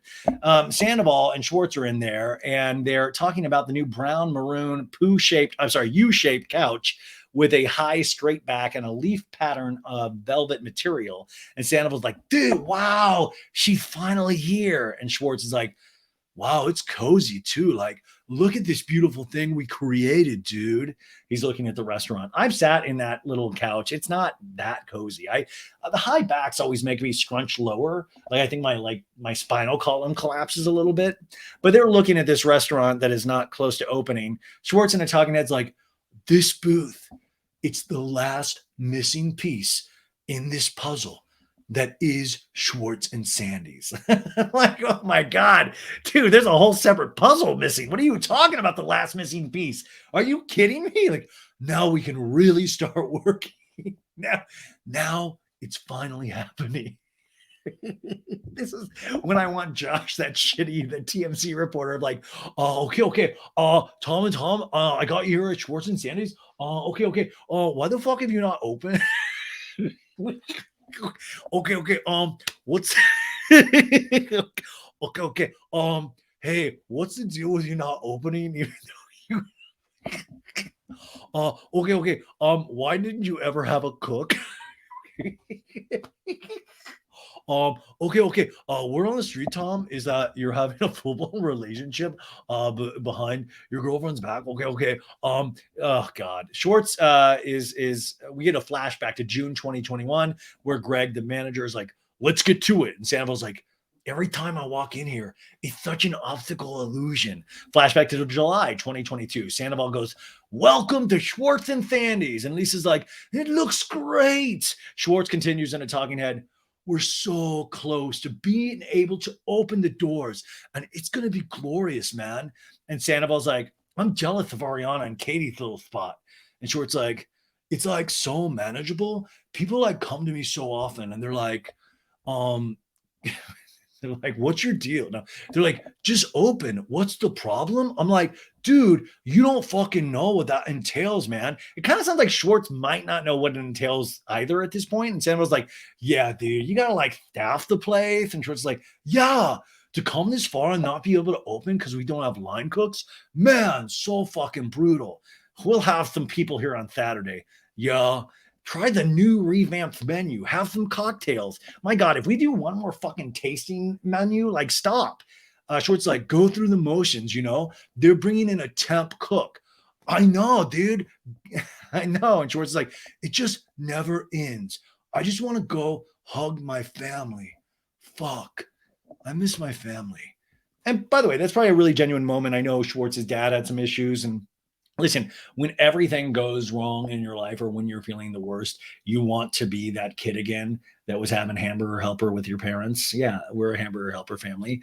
You want to have that time where you didn't have any responsibilities. You thought you did, but your responsibilities was like taking the trash out. That was your big responsibility. And you're like, oh my God, I can't believe I have to do this. But this, you just want, you can sense. And I think Schwartz is stuck in that of like wanting so desperately to be a kid again. And that's why part of his life, he acts like a kid. Sandoval goes, yeah. Anyways, I want to go somewhere cool with Ariana. And Schwartz is like, have you guys been okay? Yeah. I mean, I feel like sometimes just like my very presence like annoys her. Flashback to the pool party where Ariana's like, go away, go away. And then at Scheana's wedding in Cancun, Sandoval's like, hey Raquel, here's Schwartz's room key. And Ariana's like, Tom, get the fuck out of here.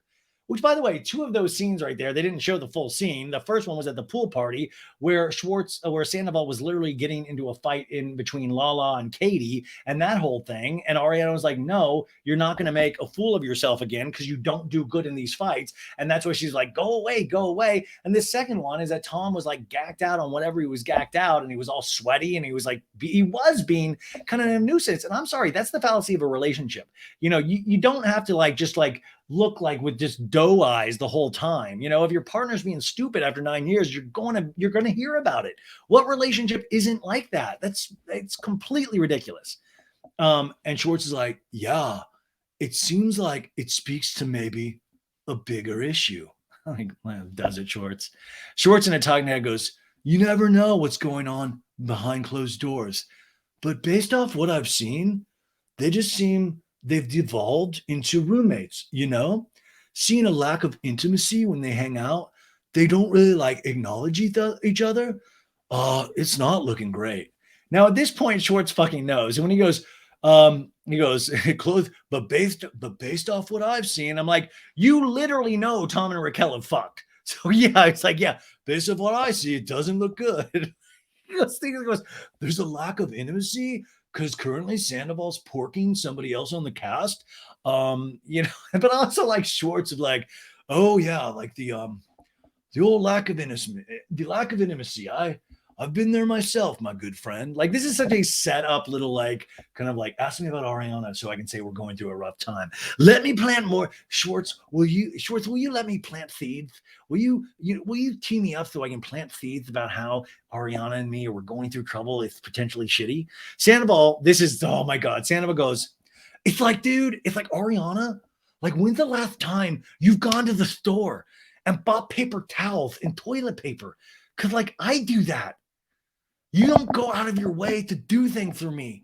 And it fucking hurts me after a while. I just feel at times, man, that she just doesn't. And Schwartz is like you? Yeah. Okay. Don't worry. I'm going to talk about this. Okay. I owe a huge apology right now to Tom Sandoval. When I heard that Ariana doesn't keep pins and batteries stocked, I was like, no wonder. Finally, the piece of missing information. Of course he cheated. You're telling me this lady didn't stock pins and batteries? How dare you? You're a monster, Ariana Madix. How do you look at yourself in the mirror? This guy doesn't have toilet paper to wipe his gigantic asshole with? Are you kidding me? I've seen this whole time thinking Ariana was innocent. It turns out this girl isn't stocking fucking pins and fucking batteries. How the fuck is Raquel going to keep going without batteries to keep her going? What are you, I'm like, what? What? And also, he was on Howie Mandel, by the way, and Tom Sandoval said that he sends his assistant out to do all this stuff. So he's like, I do that, dude. I do the text message to my assistant to do the battery and pins. Also, what the fuck is going on with the batteries? How many batteries is he using? How many dildos, how many vibrators does Tom Sandoval use on himself? My God, what are you talking about? Pins and batteries? Dude, it's talking to Sandoval, dude. He's got a real tough luck, dude. They're at the pins and batteries stage. I remember when Katie, she stopped buying pins and batteries, and that was it was like a nail in the coffin. It was the final nail in the coffin, dude. And it was man, pins and batteries. I'm what he's like, dude, sometimes I just get and I start writing songs, and yeah, my band just mainly does cover songs, but sometimes I'll have an idea for a song of my own, or I'll do Schwartz's mom instead of Stacy's mom. Anyways, and just then I'll just start doodling, and just those pins go so quick, dude. And batteries, I don't even really know what they're for, but I saw it on an MTV Cribs once. They just had a drawer of batteries, and I was like, that fucking rocks. But come on, man. Come on. Like, workshop this shit before you put it on national television. Really? Pins and batteries? Like, you didn't go, like, did Sandoval? Like, maybe these guys are too close. Where Schwartz had been like, ixnay on the battery. No, don't do that. No. Because, like, that's ridiculous. And you're telling me that Raquel, like, I would love Raquel's apartment in the reunion. It's just like Tom can't get in the door because it's just like a sea of batteries. He's like, fuck yes, dude. My fucking wet dream, dude. Now I'm finally being treated like a man, dude. Everybody bring batteries to his concerts. I just thought this was the most ridiculous, sorry ass start of an explanation. Like, it's okay to have problems in relationships, but this to me seems like a 12-year-old's issue. Really, it's 12-year-old, like, dude, there's, like this is it. Like, of course, this is, and you're cheating. You're fully cheating.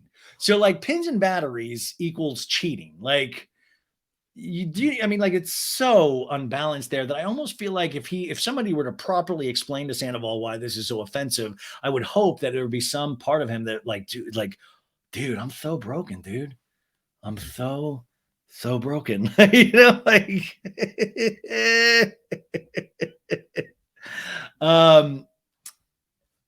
sorry, Juliana Carosa just texted me, who did the notes, and I wasn't ever going to say anything, but it was like an hour and 15-minute episode, and she just stopped the notes, like, I think, like, before the last scene. And I was like, wait, the notes just stopped. And I had to go in and take the notes, but she just texted me to say, oh my God, I can't believe I forgot the last scene. But this shit is so intense. It's crazy. Juliana, no worries. I can't text you right now, but I'll text you in a bit. So I just think relationships just aren't your personal assistant. Relationships aren't just like, and also, if Ariana knew that these pumpkin lattes he was making her every morning, it wasn't an act of love. It was something that Tom was wanting paid back for. There was an overall cost for these pumpkin lattes, but this was truly one of the most idiotic things that I've heard. And he seems like he's potentially full of them. And that's what I worry about Ariana not being there with him, is that we truly will get the Tom Sandoval. And it's not that he's outwardly evil. He thinks so highly of himself, and he thinks genuinely he is a good person. I don't think he still grasps what he did. And he's really clinging to this of like, look at all this great stuff I've done. But this is the kind of shit that I hope he has somebody close in his life. I mean, I hope his mom, with those Mickey Rourke boxer hands that he was talking about, sits him down and go like, dude, what is going on? Pins and batteries. Schwartz, still laughing, goes, you want to address those things because, like, they magnify over time, and then people just become too comfortable being dicks to each other. Yeah. Okay. All right. And Sandoval goes, dude, Sandoval in a talking head goes, there's been a little bit of a disconnect. I'm sleeping with somebody else. And we definitely argue a lot more than we did, for sure, earlier on in our relationship.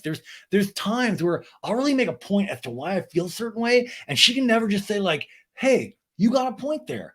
I can count on less than a hand in our 9 years together that Ariana has ever said like, wow, you're right.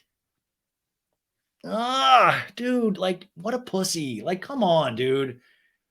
Once again, it's like, I know, but we're judging what we hear. We're judging what we see. But relationships, once again, I hate to break this to people, is not about this kind of, ultra scorecard that you're just judging, engaging every part of the relationship. And how often in a relationship by either side are you like, you know what? You're right, hon. Okay. Hey, you're right as well, hon. Like, that's just not a normal part of conversation. You kind of do things, life happens, but you're not sitting there going, right? You were very right about that. Like, Tom sits there thinking that he's right all the time, and he's really frustrated that he's not hearing it from Ariana. But there are other people in his life. I mean, Raquel, that probably is just, how do you get it right all the time? Oh, dude, you see it? Oh, Ariana never sees it, dude. It's just not normal. Schwartz is like, honestly, don't do what I did, which is like cheat, which is procrastinating on that. Like, we're eventually gonna do therapy. Like, I'm gonna be back once I get this fucking bar opened. You do not want Mr. Eventually. Yeah, sure, but also that kind of thing is that, I hate that we have to keep kind of reminding people of the past, of what we saw. Now, I don't know. I've hung out with Schwartz a handful of times. I don't know him. Seems like a decent person on the outside, but at his core, it's not even just the eventually. It's like literally you were like hooking up with other people. You were sleeping with other people. Like, you're just one of the most charming people that a lot of people have met. So you get away with a lot more things. I don't even think you're like innately evil. I don't think you're sitting there, you going, he. But like, you are Mr. Eventually in a lot of things. But, you don't seem to be able to honor your commitments in terms of your restaurant, in terms of your relationship, in terms of your relationships. Like, he didn't owe it to Ariana to tell her, but the amount that he played into all of this was really fucking gross. He didn't have to tell her, but he didn't have to carry on in this way. Like, he was like some school kid with a secret. Like, he, come on. It's gross. Anyways, you go, Vanderpump Rules will return in 60 seconds. We usually get that on Summer House, but we got it on Vanderpump Rules tonight. Very exciting. Like, oh my God, what am I going to do with these 60 seconds? And then all of a sudden, 60 seconds is over and we get the music playing. It goes, I can't see you again. Make these wicked wild things in. We're at Ariana and Tom's house in Valley Village. Tom is wearing like a white shirt. He's wearing like a gray beanie. Very kind of a little bit of an Abercrombie and Finch vibe going.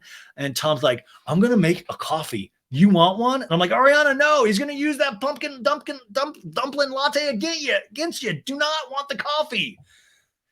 And Ariana's like, yeah, I'll take coffee. Nothing too strong, though. I don't want to be up all night. And Sandoval's like, okay. By the way, even shit like that Ariana says, in Sandoval's head, he's probably like, dude, she used to want strong coffee, dude. She used to want to stay up late. What's this deal with getting older, dude? Ariana goes, well, we're doing 4 sandwiches tomorrow. The first one we might have out, wrapped with our logo on these like stickers. And Sandoval's like, you guys have a logo? Can I see it? And Ariana's like, okay, yeah, let me show you. So this would be like on our window, and we see something about her, Los Angeles 2022. Very simple, elegant, just really awesome. Ariana's like, this is our stamp that would go on, and Sandoval goes, the sandwich. Like, good guess, Tom. And it just says SAH with a laurel wreath around it. And this is like Tom being sad Naval. He's very like mopey in this. He's like, is there something I can help out with? And it's like, guys, you see, he's trying. He's really trying. What a good guy. What a good guy. But on top of it, I just want you to know he's already sleeping with Raquel. But good guy. He's like, can I help you with something? And Ari's like, no, just come and have fun. And sad Naval says, okay. Hey, it was nice to see Katie and Lala last night. I'm like, no, it wasn't, you idiot. This is how big of a liar it is. Hey, it was nice to see Katie and Lala last night. Even though it was a little rough on the day we went to the beach in Hermosa. And Ariana's like, yeah, and Lala asking me that stuff at the barbecue, like, whatever. I'm like, Lala, I want you to know I'm not mad at you at all. And, Tom has to answer for himself. Like, I'm not like your spokesperson, Tom. I mean, look, I think you should have just left, because driving out there to that house, you should have been like, this looks like a place where I'm not going to be able to get a fucking lift. And Sandoval goes, I just knew that, like, if I go home, I'm going to want to like do something about it.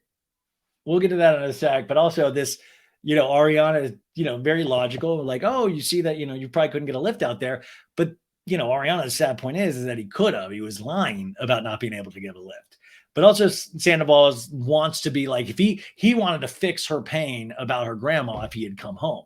And he would have been probably frustrated and use it even further against Ariana that he wasn't able to fix it in an hour, And unfortunately, pain with deaths and all that stuff, they can sometimes take a lifetime and you're still not over it. It's like the bitch about life, right?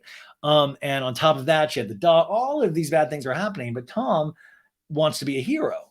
So Tom can't come home because he can't fix it. But then he's like also then hanging out with his like chick on the side. And that's making him feel so magical himself.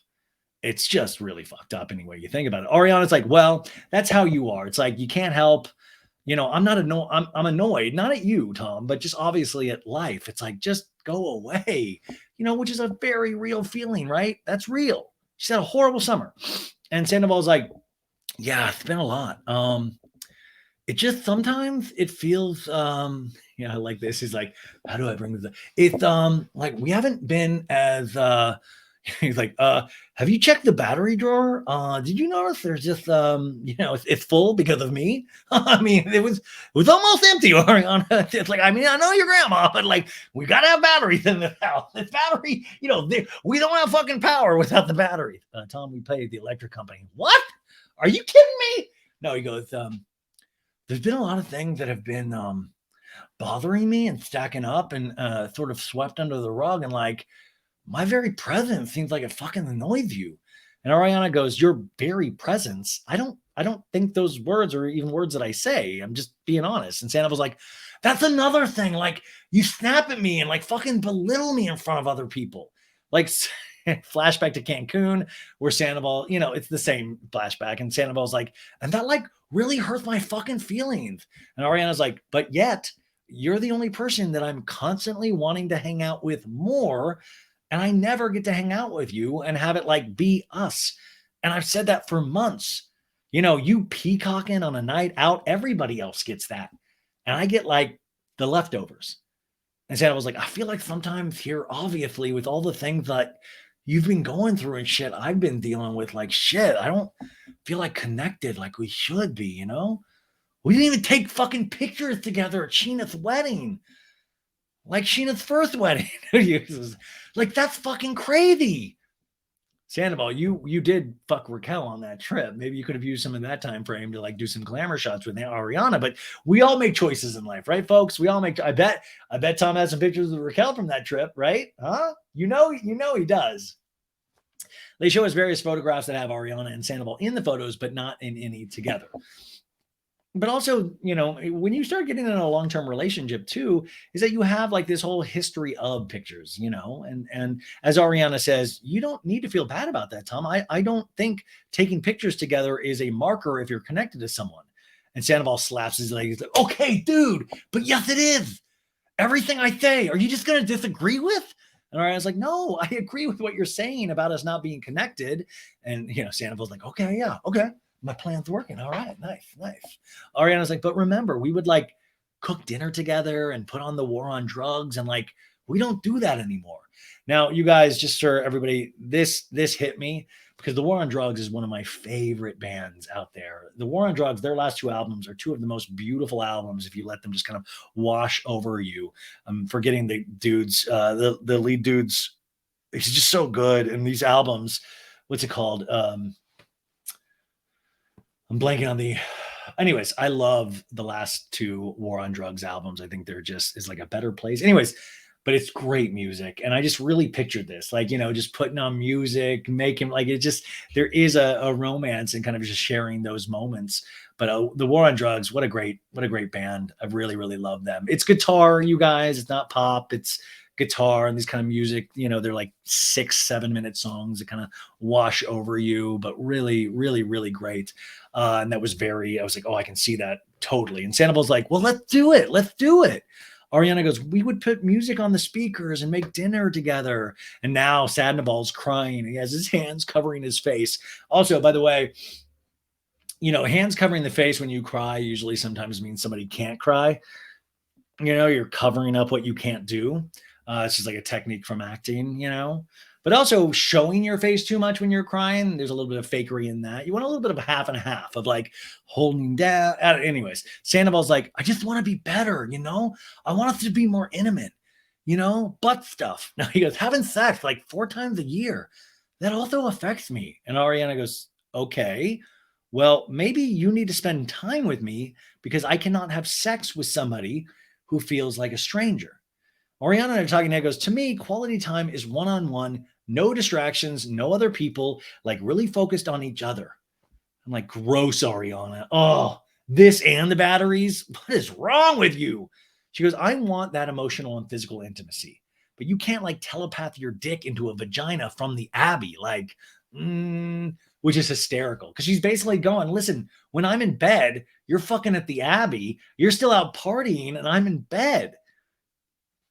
I mean, that's really the reality of that situation. And by the way, this is why it's so amazing that Ariana is out of this relationship.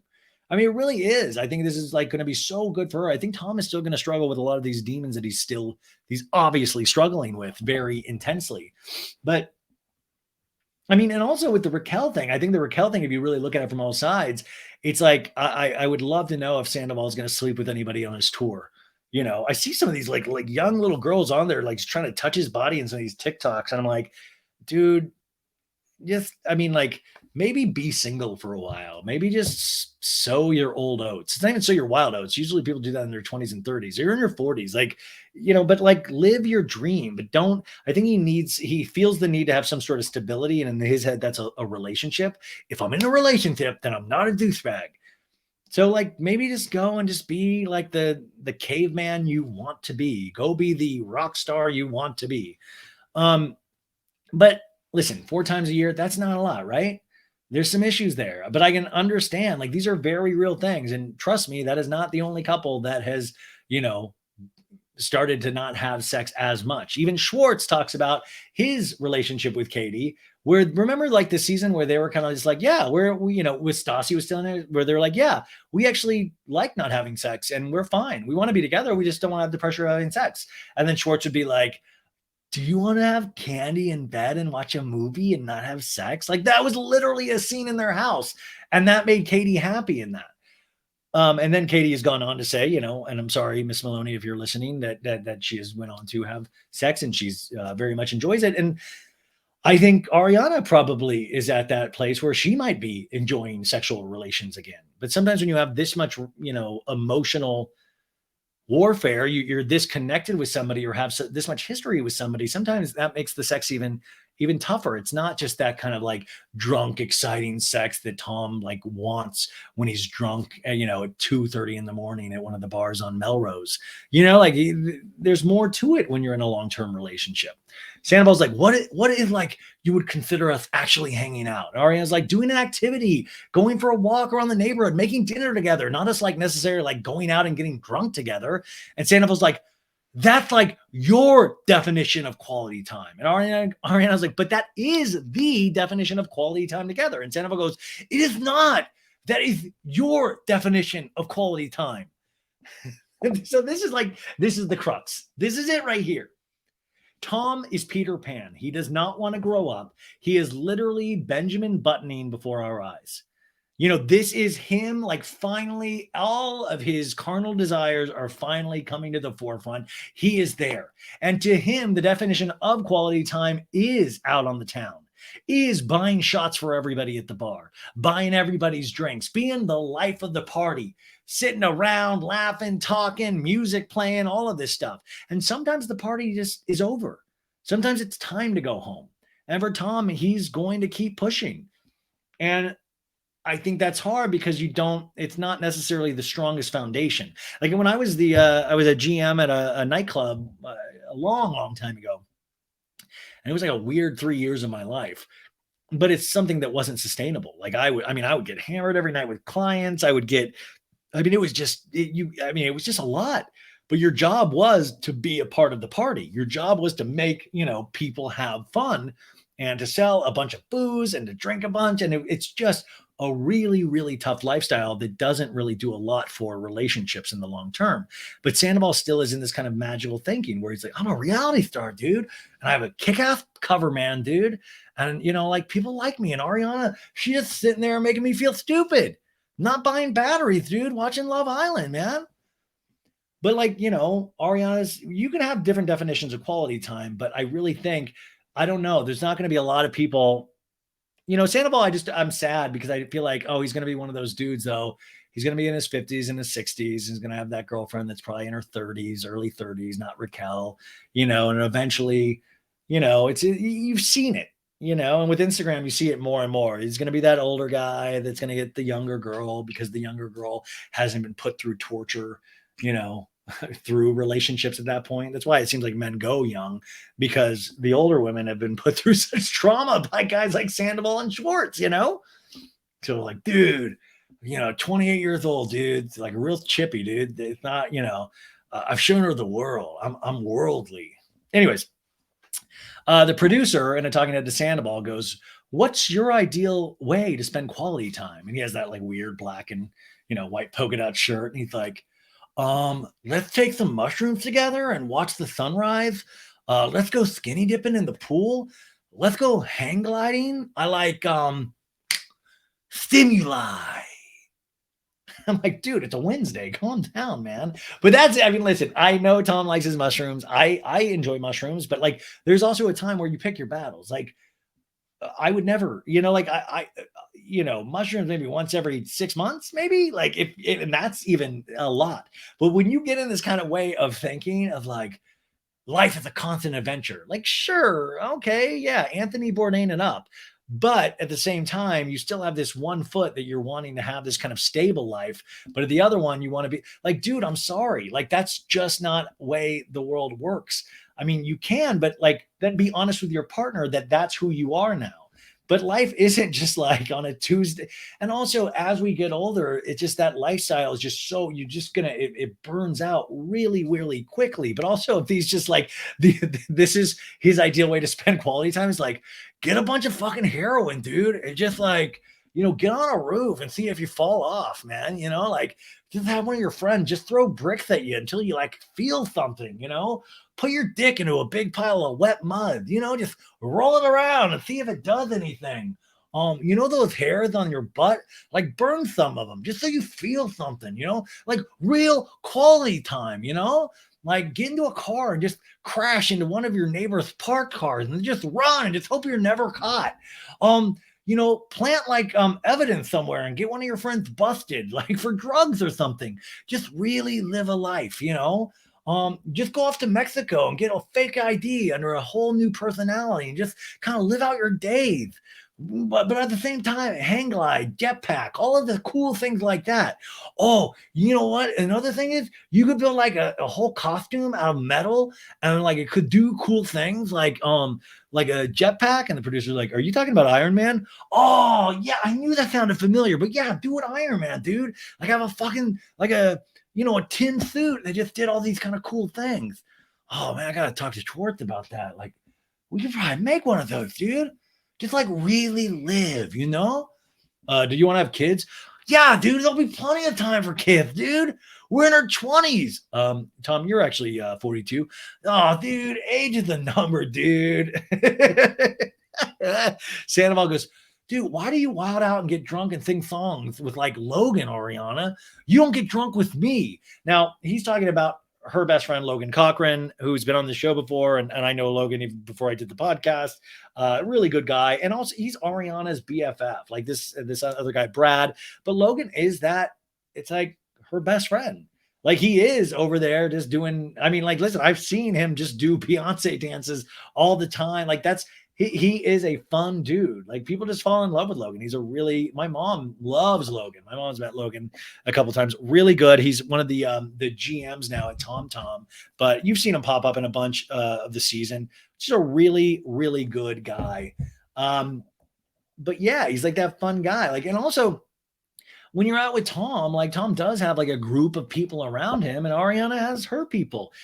I used to think that was a strength, like, at Coachella, like everybody did have their groups, but I thought that was kind of like the setup. I thought that was kind of cool. I didn't really question that or think it was weird. It was like, oh, good. Everybody has friends. And they all seem like they like each other. And it was weird for Sandoval to pull Logan's name out because, like, I know that, Logan up until this point liked Tom, to a degree, or did like Tom a lot, I mean, they're both from St. Louis as well, but I thought this was like really shitty of like, yeah, Ariana's allowed to have friends, Tom. You have a lot of people around you. Ariana goes, you don't like the same things we like. And Sandoval's getting worked out. He's like, yes, I do. You don't think that I fucking like Beyonce? Tom, I'm warning you. Don't ever bring up Beyonce again on this show. Other people can say her name. You can't. You cannot ever bring up Beyonce's name again. You can bring up like the Goo Goo Dolls. You can bring up Goo Goo Dolls. You never say Beyonce. Never. And Ariana's like, you don't sit up there and watch episodes of Love Island with me. And Sandoval's like, well, no, I don't have time to watch 50 goddamn episodes of Love Island. I don't. And it's like, first off, you do. You fucking are out clubbing most of the time. Don't act like truly that you were out there romancing somebody else and you were just out there hanging at places like the Abbey. And also you don't have what it takes to watch 50 hours of Love Island because that takes commitment. And commitment is something that you are not obviously good at. Now, people like me, I love Love Island. I can do the 50 hours because I have trained in watching television. And Love Island is a very good show. And so you, 2 strikes right here. The Beyonce mention and the Love Island rip. Don't do it. Ariana goes, that's literally all we talk about. And Sandoval's like, fuck. And he's like slurping his coffee. And Sandoval goes, I love you. I just want us to be better. And Ariana goes, I do too. You have just as many like guards and walls up as I do, just different, which is such a fucking key sentence is that, listen, Tom, listen, you've got, like that walls and guards, kind of like saying like, dude, you have secrets too. You ain't the easiest. So I thought that was a very interesting scene. And this is the kind of shit that he was telling Howie of like, I was trying to like break up with her. But the problem with Sandoval here is he kept going, I love you. I want us to do better. But he didn't really. He didn't want to, he knew that this was over. It's another beautiful day in sunny Los Angeles, and we skip over to James and Allie's apartment in the Miracle Mile. Everything's good. Just come tonight, and then we'll be back tomorrow early evening. He's on the phone with his brother, Harry. Thanks for watching the cats. I really appreciate it. Give Mom a kiss. I love you. I'll text you later. And Harry's like, all right, mate. Tell Allie I said, what's up? Okay, I will. He hangs up and starts to play his music track. Dance with the groove. All you got to do is move. Dance with the groove. All you got to do is move. Allie comes home and she and James kiss. And Allie's like, are you practicing? Which is so funny when like, are you practicing DJing? And James is like, yes, I'm so nervous. I'm so excited. I'm nervous. And Allie goes, I don't want to hear it anyway. I want it to be a surprise. And James is like, we kind of have to get going soonish. James in a talking head, the time has finally come. I'm going to perform at Imagine Festival, a 3-day festival in Georgia. Every time I read my name on this flyer, it's Cascade and DJ James Kennedy. I just feel butterflies in my stomach. Guys' night! And we see the editors do this funny little troll where they show Cascade at the top of the poster, and then they're like, wah, wah, and go to the bottom of the poster where James Kennedy is, which, by the way, troll, but like, I've always given this to James. He works his fucking ass off, and we might laugh at it, but like, as you see this season, people are starting to believe in James again. He's getting to a point where he really can make all his dreams come true. Listen, I had friends that went to his show in Chicago, sold out. Like, this guy is doing it. And these people aren't there to make fun of them like people are at the Tom Sandoval show right now, which is just this whole other ball of word that I'll never understand. James is like, thank you for being there for me, Allie, and supporting me through this. And Allie's like, of course. James continues in a talking head. Allie's coming with me. We just want to support each other in things that not only makes us happy, but then they feel like our needs. Like my DJing is paying the rent. This is what keeps the ball rolling. James talks to Allie. Could be life-changing. Who knows? It's going to be sick. Pack the bag. The car's going to be picking us up and taking us to the party and then taking us straight to the airport. Allie's like, what's this event? Because I would like to know what to wear. And James is like, the event is for something about her. That's the name of the sandwich shop. There's going to be like a tasting of some of their tasty sandwiches. Oh, cute. Any attire?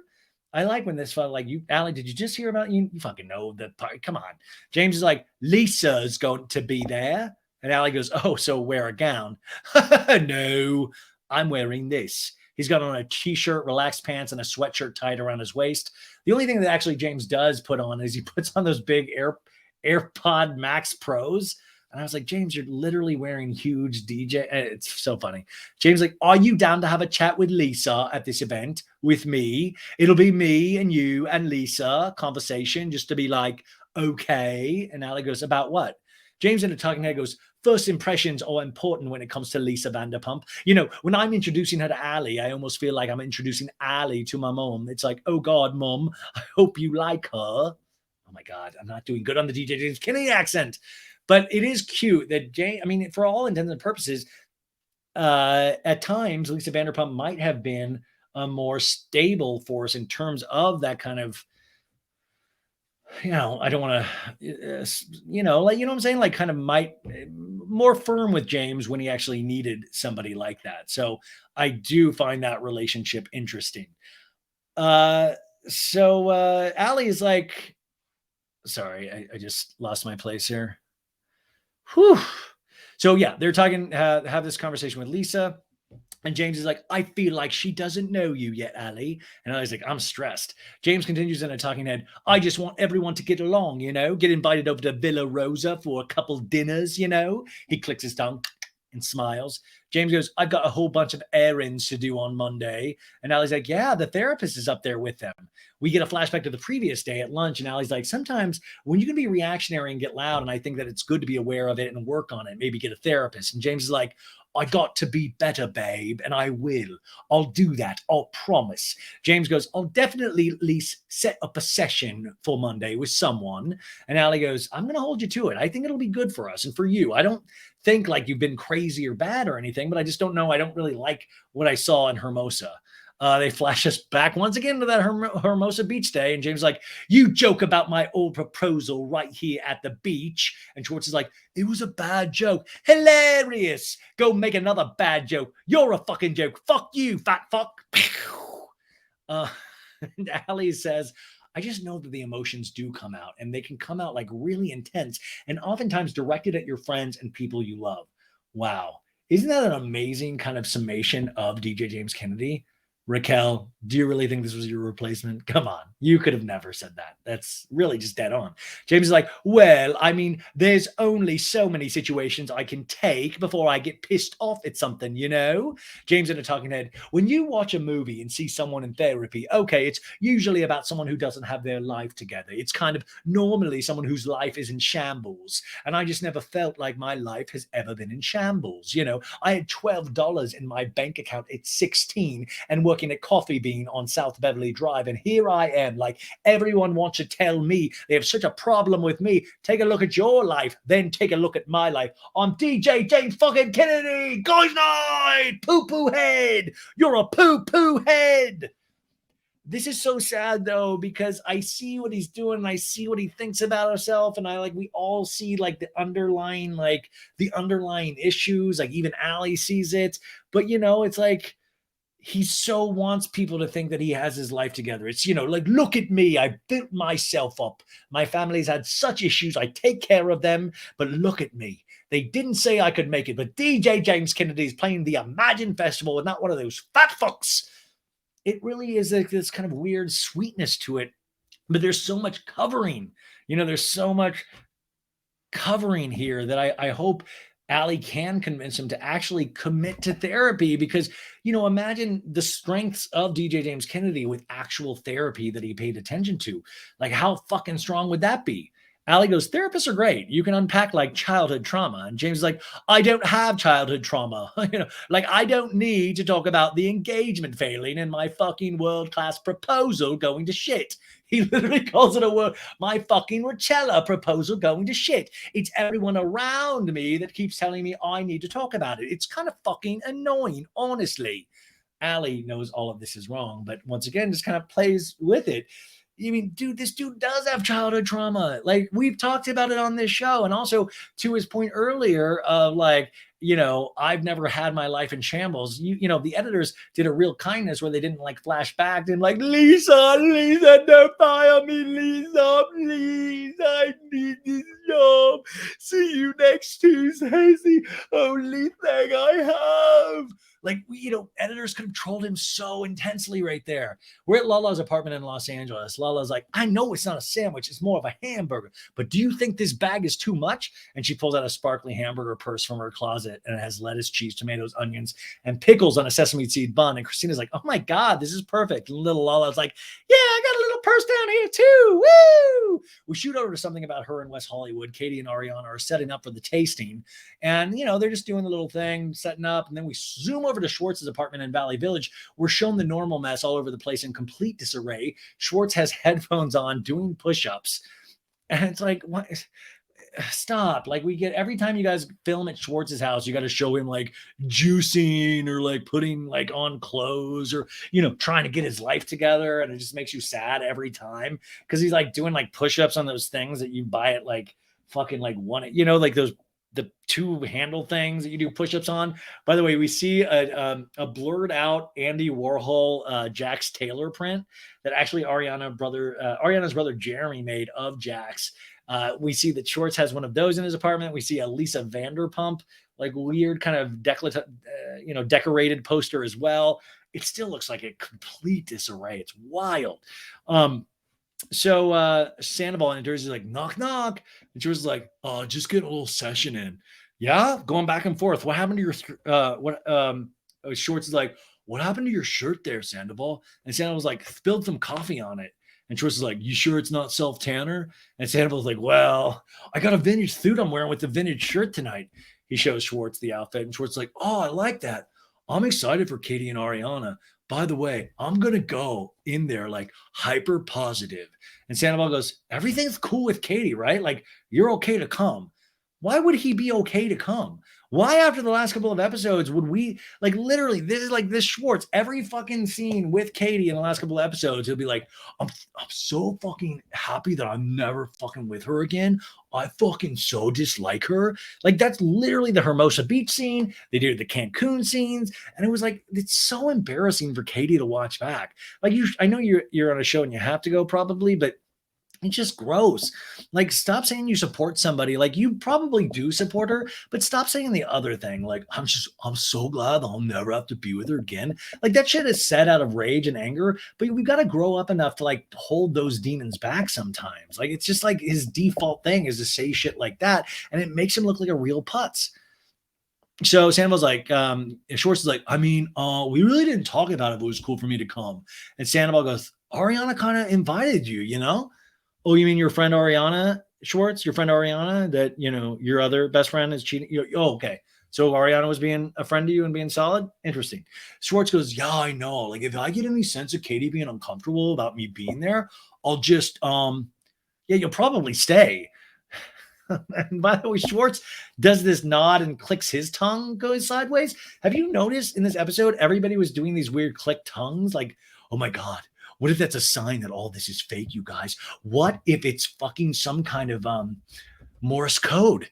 Yeah, the click tongue thing. Oh my God. Schwartz goes, I'll wait outside for you guys if it goes bad. And Sandoval goes, just dip out to third. Yeah, we got to dip out. Dude, you going to dip out? Let's dip out to third, dude. Schwartz goes, I know Katie's still pissed at me. She did text me the other day.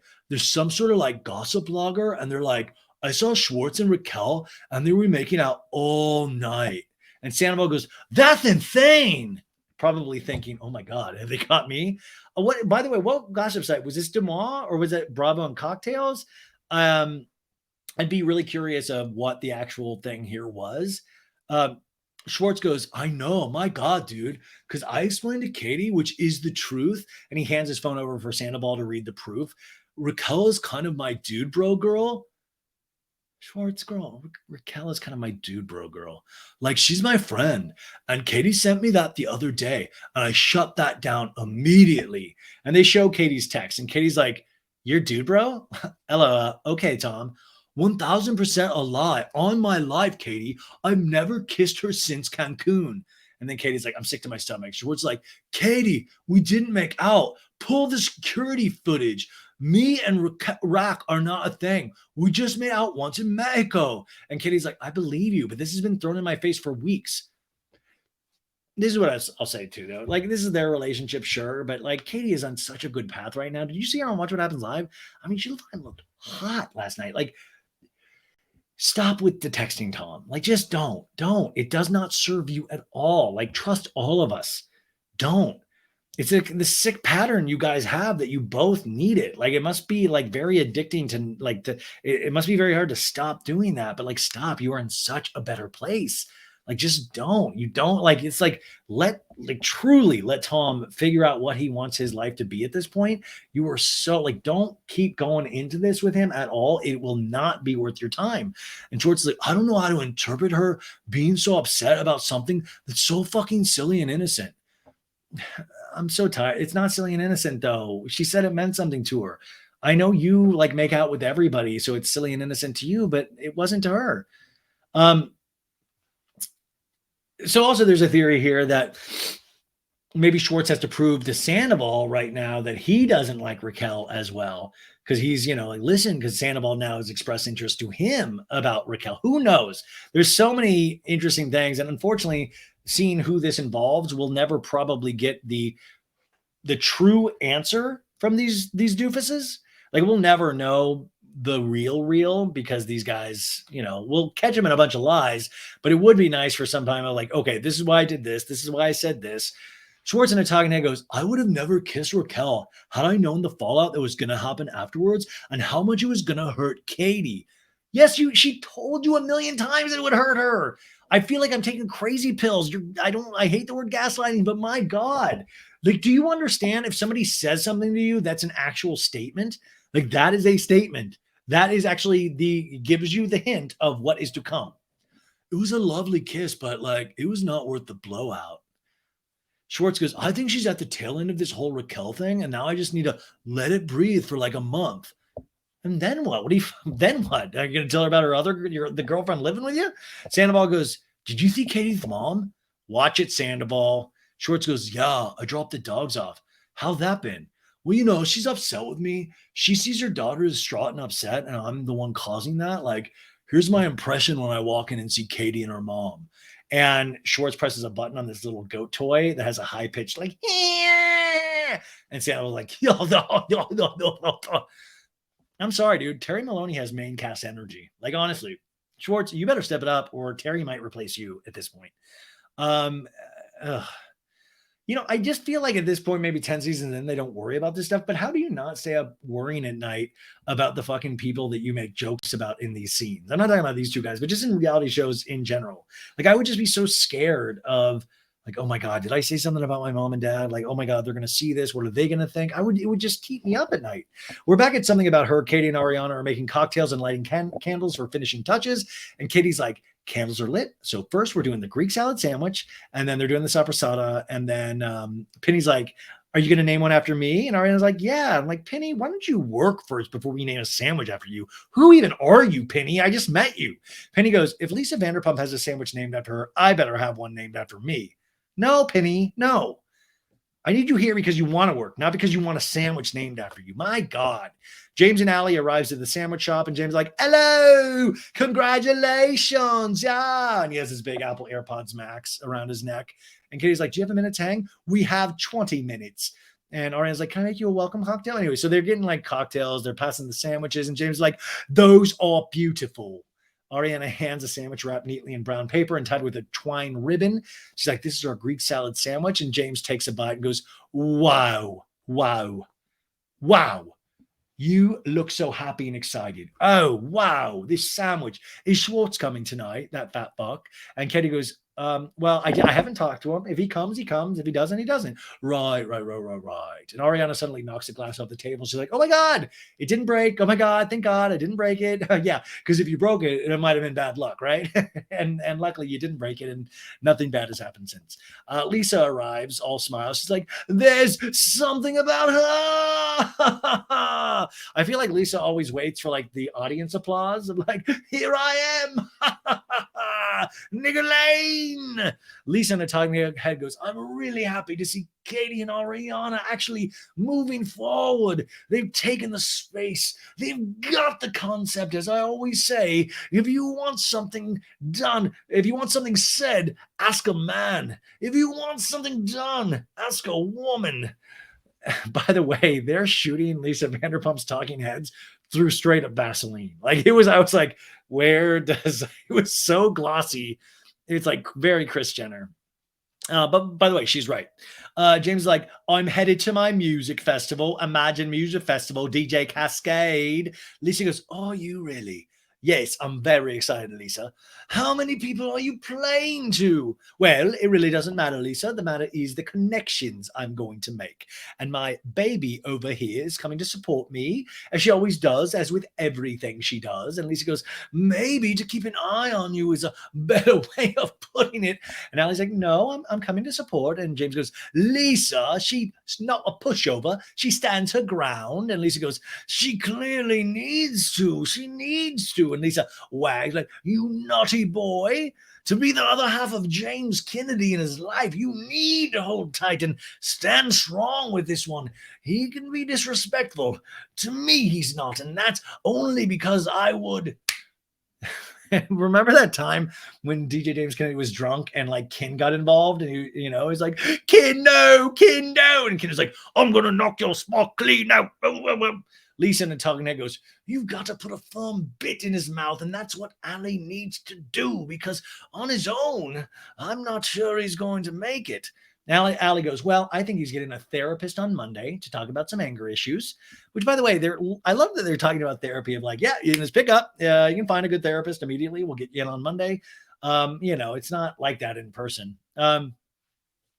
But it's good that Ali said this in front of Lisa of like, Ali's like, oh, Lisa's like, very good therapy. DJ James Kennedy's like, yes, it's not a big deal. I'll go for a chat about it, And Lisa goes, you're getting better. And James like, thank you. And Lisa goes, but you're still not there yet. And I was like, yeah, I'm not quite. And Lisa goes, I've always been very invested in this young stallion. And James leans into Ali and says, I love you. And she says, I love you too. And Lisa's watching. And Ali goes, I know, I get it. He liked so much more. He's like so much more new and he's special. And Lisa goes, yes. And then to James, you know that I suppose soon you'll be making so much money. You'll be sending me flowers for my birthday. And James is like, oh, happy birthday, Lisa. And I was like, happy birthday. And James hugs Lisa. I love you. And Lisa's like, I love you too. I do. And James is like, bye, girls. I should take one for the car ride of these sandwiches, huh? And Ariana's like, you should. Thank you. Love you guys. Please be safe. And then they head off for DJ James Kennedy's Imagine Festival. Lisa is now in there with the ladies. She's like, let me try one of these sandwiches. And Ariana's like, oh, yeah, please try that. This is our Greek salad sandwich. And Lisa's like, oh, with the pickles, the red onion. Oh, I like the presentation. It's unique. It's sexy. Which, by the way, you mean a sexy, unique restaurant, Lisa? She unties the twine and unwraps the paper. And Penny's like, thoughts, questions? And Lisa goes, I love it all. I mean, this is so good that you probably will not have to burn this place down for insurance money. Not that I've ever done that. And she goes to Penny, I knew you would come in useful one day. And they all laugh. And Katie's mom, Terry, arrives. And Katie in the talking head goes, I'm so happy that my mom could be here to see me take this step as a business owner. And I also want her to, be comfortable here because I'm going to be putting her ass to work ASAP. And Lisa to Terry's like, are you having a proud moment? And Terry's like, I am. I have goosebumps all over. I have to take a picture of that, which is the pile of sandwiches. Lala, Kristina, and Logan, not Logan Cochran, but Logan No arrives. And they're getting all these drinks. And Kristina, Kelly asks, is Raquel coming? And Ariana goes, no, she texted. She said, I don't want to make Katie feel uncomfortable. They're obviously very touch and go. So, and Ariana in the talking head goes, once again, I'm in the middle between my two friends and I'm not going to pick a side. It all feels like a really great compromise. It makes everybody happy for once. And Lisa goes, all right, I'm going down to Sir and see what's going on. And Katie's like, oh, hey, I'll see you in a minute. Ariana gets a FaceTime call from Scheana, and she's like, hi, cuties, I miss you. I wish you were here. I'm not feeling well. She goes, I feel fine, but my test isn't positive. Unfortunately, I'm missing tonight. And Ariana goes, I feel like I should save you a sandwich. Ariana says, Sheena's on FaceTime. She wants to say congrats. And Sheena's like, the sandwich shop looks so cute. I can't wait to see it in person. Hi, Terry. Katie goes, thanks. And Scheana goes, okay, I love you guys. And Ariana goes, I love you. We're missing a Brock. I'm like, I love you guys. Congratulations on the sandwiches. Terry goes, I know, I've heard nothing but good things. And Penny goes, and she's like, I'm doing it like it's my own daughter. I'm going to get her married off. And Terry laughs. And Katie goes, I got to get divorced first. Enter Schwartz and Sandoval, both carrying a bouquet of flowers. Like, Schwartz, just be a good guy. You don't need to do the flower shit. That's all weird. Like, just be good, And Schwartz is like, Ariana did invite me, right? And Sandoval's like, yep.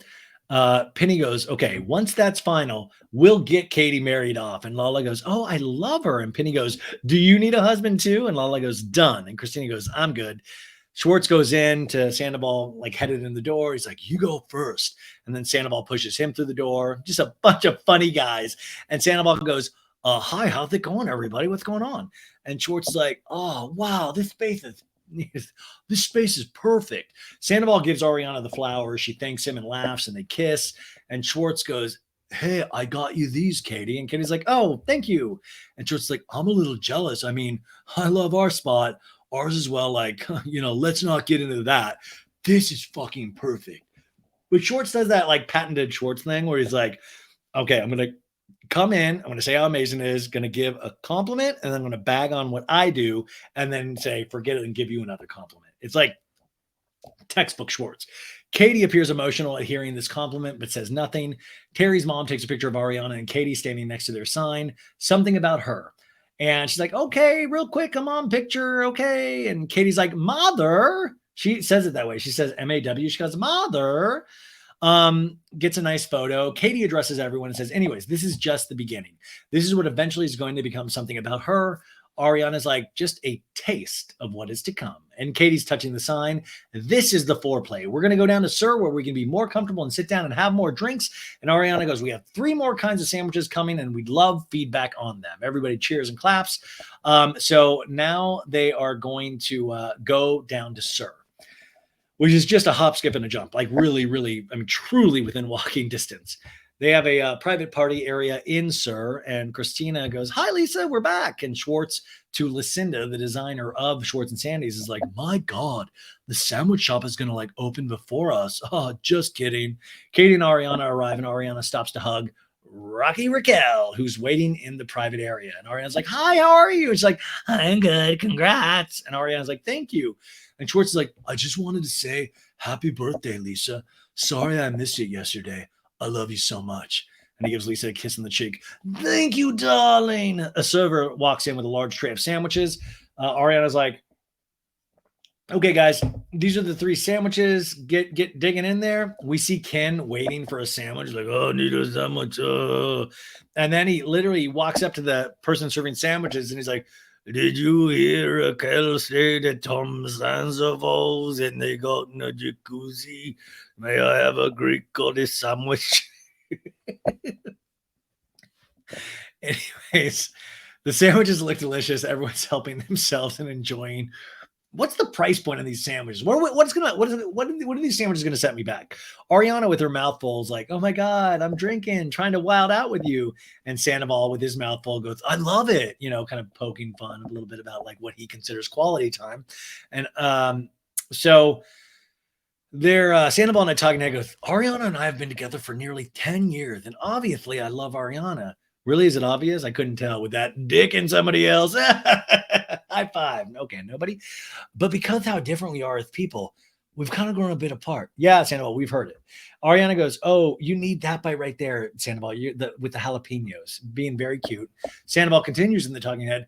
The issues Ariana and I are having are not just her fault. They're mine also. I'm hoping Ariana and I can get back to where we were. Do you mean not sleeping with Raquel? Also, what an amazing dude. He's like, hey, these issues aren't just Ariana. I might be at fault too. I'm literally sleeping with somebody. I mean, I know it's not funny, but it's like, he's like, I don't want it every day. Hey, audience, I want you guys to know it's not just Ariana, dude. She's just hey, I know you're going to blame her entirely, but listen, I have a little of the blame too. I'm sleeping with multiple people. Like, dude, she's so dark. So Sandoval on the next sandwich, she's like, I'm really excited about this one. I'm like, why? Is it young and dumb and willing to listen to you? Sandoval continues in the talking head. Ariana's the best relationship I've ever been in. But also, like, I feel like Tom's like, but you know what? It's not perfect. I bet the next one I can perfect it. Also, these kind of videos right here, they've never done this at a reunion, and I know they're not doing it at this one, but this is what I would love. I've said this before, with the Potomac reunion, but I would love for Andy to eventually incorporate video footage where he shows Tom Sandoval what he said in Talking Heads. Like, Tom, what did you mean here of like, you've done things too? Were you referring to you having sex without a condom with Raquel? Was that what you were referring to? Like, I want to see them watch themselves. I want that. Like, I want them to watch it. Like I want Raquel, I want Andy to be like, hey, you were smiling, talk to Ariana about her sex life. What were you thinking right there? Like I want her to watch that shit back. Ariana and Sandoval are standing close. They're chewing together, wiping each other with napkins, and they kiss with their mouths full. Super creeps. And Lisa's like, Raquel, do you want me to taste it for you and make sure they haven't poisoned it? Raquel holds a sandwich sitting next to Lisa, and she's like, yeah, please. Schwartz is like, let me see, Terry. I just got the spicy turkeys with Katie's mom. And Schwartz is like, wow, look at the packaging. And Terry's like, I know. And Schwartz is like, we had so much fun the last time we hung out. And we see photos of Schwartz and Terry. And one of those photos looked like they were at Schwartz and Sandy's. And it's cute. You know, it's like, this is a real relationship. And Terry's like, I know. That was a fun Mother's Day. Thank you. You know, that was special to me. And Schwartz goes, I know. That was good. Like, we had a good cry, you know, just as hard. And by the way, I'm going to try to be nice here because I know, you know, when you're a mom, you know, obviously she loves Katie more than anything, but she, you know, loves Schwartz as well. And she probably, you know, was aware of some of these things, but more and more information, like imagine that kind of horror, you being a parent and then watching more and more of this come out on TV. And there's only so many times you can be told by someone of like, that's just the editors, man. Like, I'm not like that. You know, Jax did that all the time too. You know, and there's only so many times you can be like, well, boys will just be boys, you know? Schwartz is like, just as hard as it was to break up with Katie, just knowing that I'm not going to spend the holidays with you. And Terry's like, well, I always told you that you're going to be family always. You're going to mean a lot. But you know what? You blew it. You and Katie. Of course you're going to date other people. But you had a mutual agreement. Nobody in the friend group. They see Katie sitting nearby. Which, by the way, what Terry said right there, it's like, isn't it funny that the women, like, you know, we had Allie saying something earlier that was just right on the nose. We had Ariana saying something. We have Terry saying something. I'm like, it's just this simple. There's nothing more to it. You had a mutual agreement, and once again, you pushed out on it. That's it. Nobody in the friend group. Doesn't need to be like picked apart and thought like this was important to her. You agreed upon it, and then all of a sudden you were drunk in Mexico, and you decided all of a sudden it wasn't. You know, that's it. It's just that simple. You know, that's it. And Schwartz is like, you got to remember that she divorced me. Come on. It was the right decision. Like, it broke my heart, though. I was a mess. But 6 months went by. I was drunk in Mexico. I made out with Raquel. And you got to remember, I play like I'm dumb, Terry, all the time. No, but it's like 6 months went by. Like, okay, once again, though, that's not it either. It's like the friend group part, because he didn't wait 6 months to kiss somebody. The dude had kissed a lot of people in those 6 months, period. There's no arguing that point. He did. Sorry. But they weren't in the friend group. But this was a very simple thing. It wasn't like he just like, I was like dry as a bone, dude. Didn't do anything till I was drunk in Mexico. It had officially been 6 months and daddy needed a kiss. Like, come on. That's what it is. Just, but once again, it was like, okay, sure. But you did have an agreement, right? That's it. And you said you wanted to be friends. So wouldn't, even if you want to be friends, don't you do things to respect your friends unless you're Raquel? Anyways, they show Raquel applying bright pink lipstick across the room. And he goes, and I wasn't thinking about the tentative verbal agreement we made to not make out with friends. Maybe it's a little insensitive. And this is a good point of view coming from you. You know what I mean? Don't kiss her ass, Schwartz. No. Terry, by the way, her voice breaking is like, but I just want you to understand that it's kind of a real slap in the face. That is so hurtful to any woman. I mean, today I was sitting with Katie and she just started crying and said, it's just so important to me to have this friendship with Tom. And Schwartz is like, I'm here. I so fucking love Katie that I can even sense her. I don't even need to look at her. I can sense her. Terry, I'm a Jedi. I can sense my ex. I love it. By the way, they do a shot of Katie just kind of staring at something. Like, I can sense her. Dipshit, you can see her too. I can sense her, Terry. I have a gift. I don't like to talk about it, but I can sense exes. I can sense women, Terry, for real. Like, I'm talking to you right now, but when I close my eyes, I can see you. I can sense you. I can smell you. Just, that's so fun. I can sense her. I love her so much. I just Yeah, you do, but then back that up with like you talk shit about her in front of her. That scene with her and Satchel, that's not the only time where he's like, "I'm so fucking glad I never have to be with her ever fucking again. I hate her so much." And I know like that's just in the moment, but come on, like realize these words mean something. So these words don't mean anything. And Terry's like, "It's just what you did to her. You really hurt her. Was it worth it?" And she was like, "No, it wasn't worth it. Raquel can't kiss with her tongue worth a damn." No, he's like, "No, it wasn't worth it." And Terry wipes a tear. You made Terry cry. And George's like, "I just want to say I love you very much." And he looks like he could cry. I mean, it's a sad scene. I'm trying to kind of make it a little funny, but it's just not. It's one of those. It's just sad. It's sad. And I wonder. This was a wonder. I kind of wondered in this scene if Schwartz wanted to almost tell Terry like, also Terry, you don't get it, but like Sandoval's cheating on Ariana with Raquel, so like it's not like I didn't even want to, dude. Like I wonder if there was a part of him that wanted to like say something. Anyways, Ariana and Raquel go to the garden bar to do a shot, and she's like, "Oh my God, the garden bar. When I worked at Sir, for some reason, they always put in the garden bar, and I hated it." We get a flashback to 2015 where we get Doute there, and Kristen Doute's like, "Hi." And Ariana's like, "Hi." And Doute's like, "Can I grab a drink from you?" And Ariana's like, "I really don't feel comfortable serving you alcohol, to be honest," which I love that they're soft launching Doute again right before she comes back next week. Raquel orders an espresso martini. Good to stay up. Ariana goes, "Can we also do 2 lemon drop shots, please?" Anyways, "I'm glad you're here. I know I said that already, but I'm glad you're here, Raquel. You were invited." And Raquel goes, "Yeah."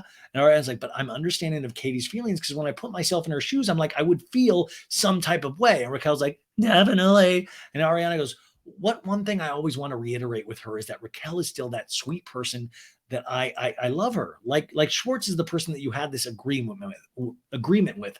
But when I've said that, she said, "Well, when we were at that wine shop that night," and they flash back to that wine shop scene with Raquel, Ariana, and Katie. And Raquel's like, "I literally point blank asked Schwartz if he wanted to make out, and he like completely turned me down. He is respecting your boundaries." And Katie's like, "I know, but you're not." And this is the scene where Ariana looked at her in shock and was like, "Wow, Raquel, I didn't know you had it in you," which should have been like, "Ariana, man, look, if she can do that." And Ariana says, "We all cried together and we hugged and whatever. And when you sat over there, you said you feel like those things changed with Katie when you were in Vegas." We flash back to the Vegas dinner where Katie's like, "I'm trying to move past some shit that you just did, Raquel. I could literally light your ass on fucking fire for what you've done." Which, by the way, Terry, if you're listening, what did Katie did you let her play with matches? What, she loves the lighting on fire thing, and I want to know, is that where does that come from, Terry? I need to find out. And Raquel's like, "It kind of changed me because I realized I shouldn't really put so much emphasis on what other people think of me and like trying to earn somebody's friendship. I don't need to be friends with Katie. I don't need to be friends with Lala. And that trip just showed me." Listen, what she's saying, I get. But you don't have to try to be friends with somebody. Like, listen, let's talk truth.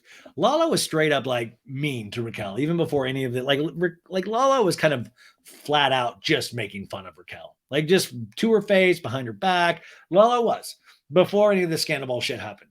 Now Katie actually had had a reason. Like, this person was admitting to trying to kiss her ex-husband. So there's a difference there. But I get the, like, yeah, you don't have to prove anything to Lala. I mean, now I guess I don't know if you got to prove a lot to a lot of people at this point. But and which, by the way, that's the other thing of like, why, if Raquel comes back for season 11, like she's learned a big lesson. She doesn't have to prove things to people. Like, where are we going to go with season 11 with Raquel? It just doesn't add up to me what we would expect from this at all. Raquel goes, "I did want to ask you though, like, how are you and Sandoval? Are you guys okay?" Like, great transition. This is what I'm talking about those scenes in reality where you're like, okay, we need you to ask about this. Go, but this is even darker because Raquel knows that she is sleeping with Tom Sandoval. And Ariana's like, "Yeah, we had a big argument last night." And Raquel's like, "Okay." And she's like, her facial expressions in this whole scene.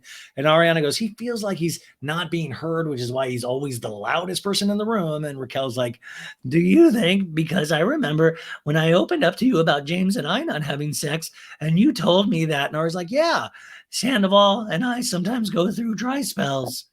Raquel literally says, Sandoval and I sometimes go through dry spells.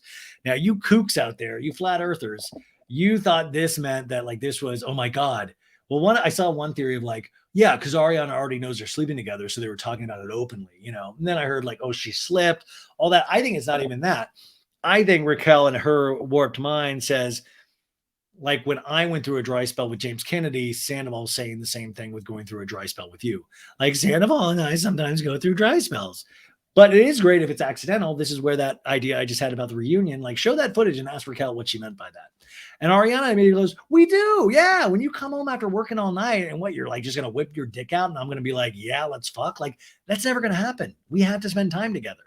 You know, this is, you know, all you women listening, this is, you know, listen, you guys are there to service us, the men. I mean, and the fact that, you know, Ariana, so now, I mean, it's like, we don't got the pins, we don't got the batteries. I mean, this, you know, she's not letting Tom whip it out when he comes home drunk from the Abbey. I mean, this truly is a diabolical monster. But I mean, it just, that's one of the things like, okay, so women, not even just women, but sometimes, well, people want closeness in a relationship.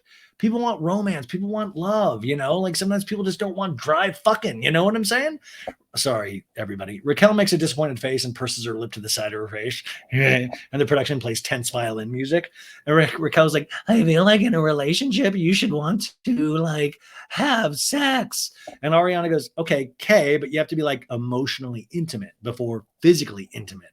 By the way, Raquel, I mean, I just hate it because Raquel's probably going like, oh my God, Tom Sandoval's like fucking me 6 ways from Sunday, treating me like some kind of wild animal, you know? Like, and he's like, what's emotionally intimate? Right? Like, all I do is just stare at that galaxy light and disassociate as I let Tom put it anywhere. Raquel goes, see, where guys are emotionally intimate at one point. No, see, where you guys were emotionally intimate at one point, obviously, right? And Ariana's like, yeah, when you spend time together, like if you want to connect, you have to work on your connection. And Raquel's like, do you feel like you're sexually attracted to him? And you can tell she's kind of like, I hope not. This would be a lot easier, maybe. And Ariana's like, oh my God, I think he's so fucking hot.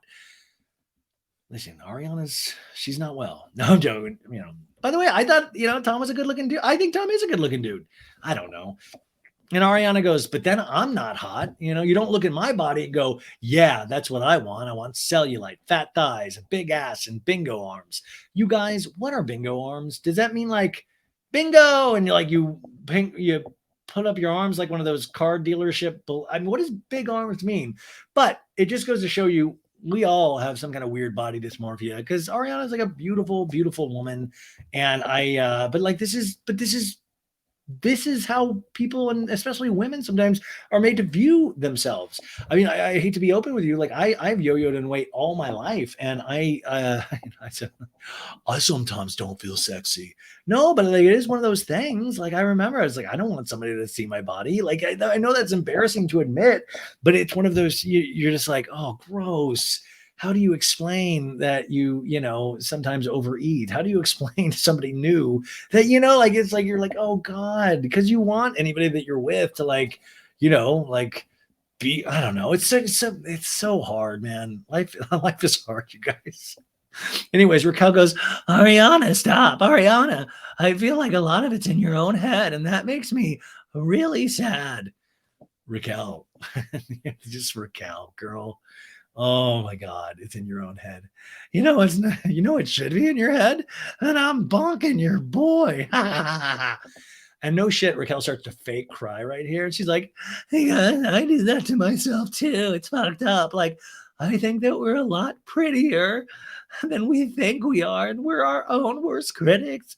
And I think that translates into our sexual lives. Like, and like, she goes, I think we're a lot prettier. And I'm like, well, one of you is definitely prettier than they think they are. And Ariana's like, oh, absolutely. And Raquel goes, now that I'm single, I think sex is a very, very important part of a healthy relationship, especially sex with your boyfriend. And Raquel in the talking head goes, I'm sure Ariana's body image and insecurities have a toll in the issues that Tom and Ariana are having. If you're not feeling good about yourself, there's no way you would be having good sex. Wow, Raquel, that's so deep. What do you think about the horrible things that you're doing to Ariana? Have you really thought that out? Like you've thought this out? But really kind of right. And also, if Tom was a gentleman thinking about all the death that she has gone through that summer, and also if Ariana does have this body image issue with herself, that Tom, like he has before, has told her, you're so beautiful, of like trying to get her, that's what she's talking about, emotional intimacy. If she does have issues, yes, she's never going to be that person of like, let's throw down and fuck. You know what I'm saying? Or maybe at least with Tom. Who knows? But, and Raquel goes, clearly you want to stay in this relationship? And she's like, says with holding her breath. And Ariana's like, yeah, I do. I would not be having this conversation if this wasn't who I want to be with. And Raquel's like, okay. My point is that not everyone is that way. And for me, I knew that I should have broken up with James 2 years before. Even that's gross. Like, 2 years? What?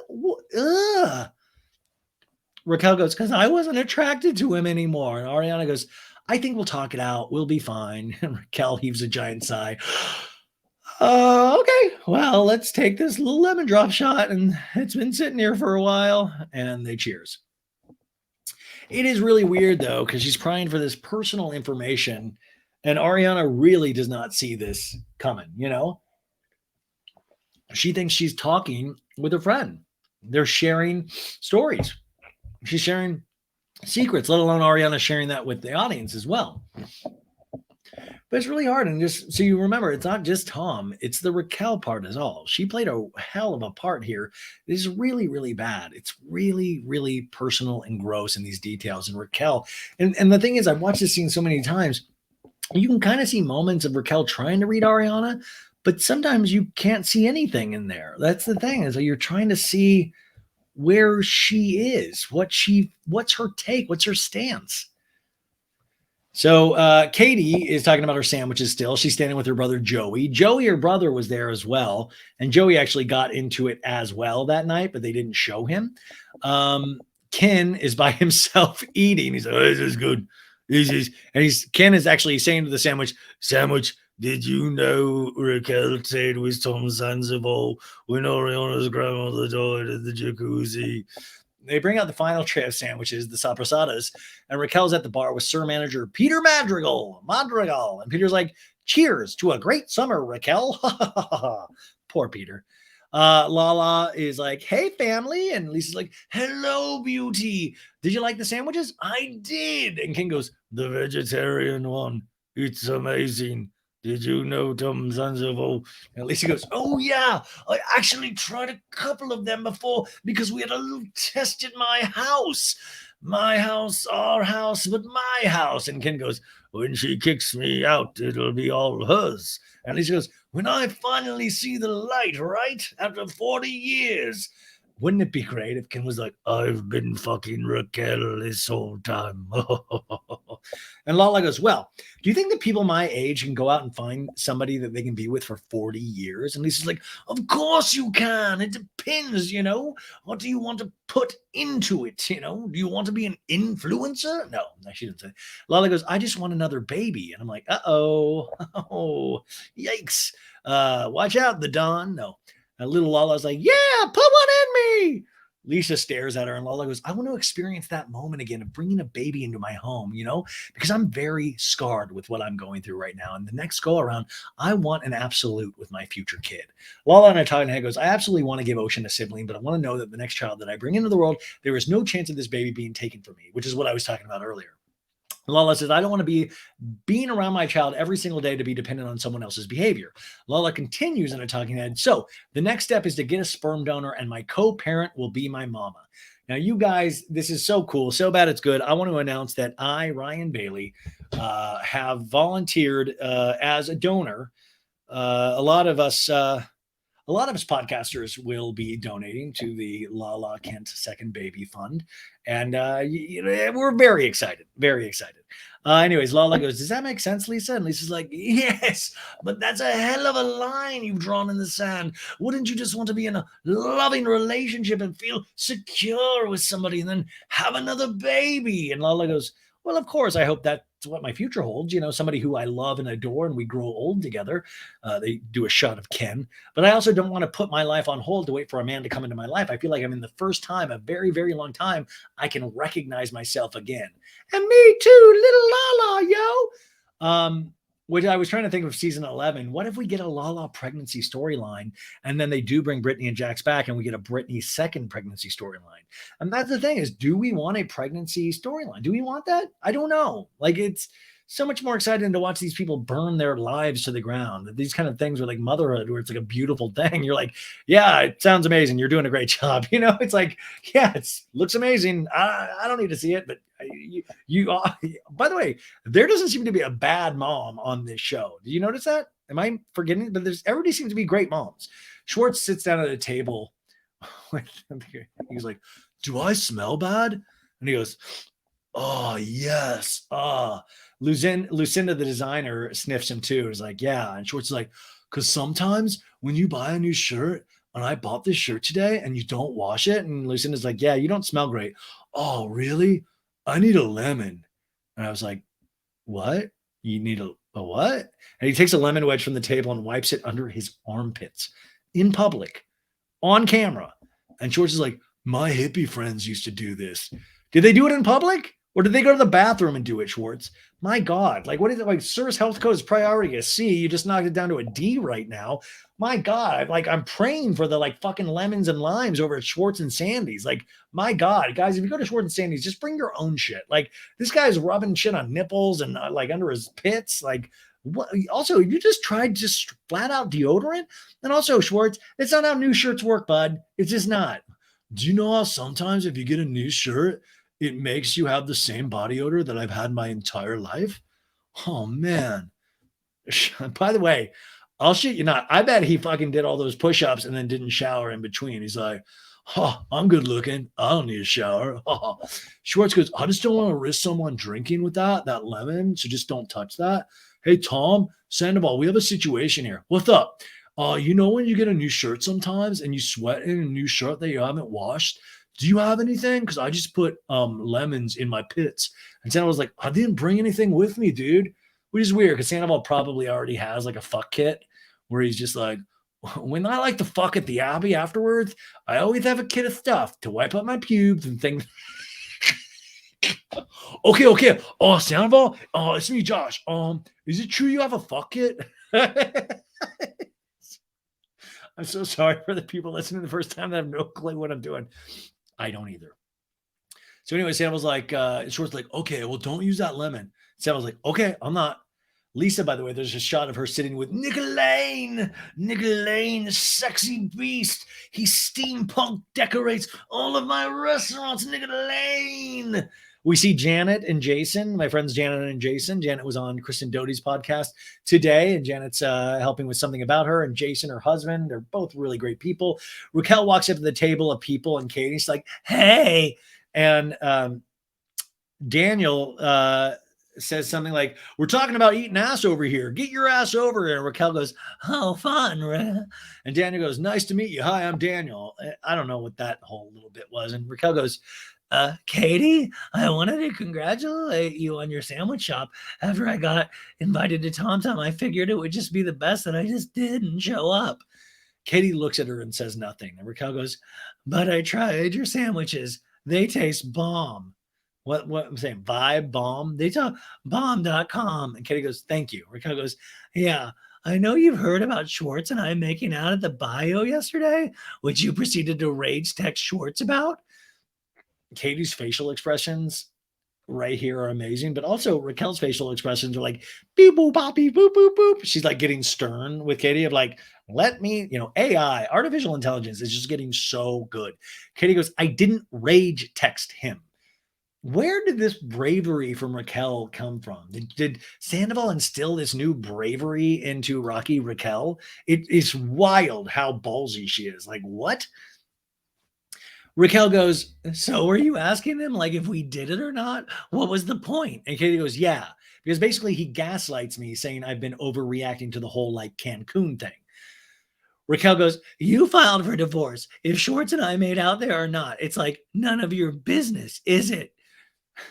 By the way, now Raquel, every time she says Schwartz, it sounds like shorts. She's like, if Schwartz, if khaki Schwartz and I made out.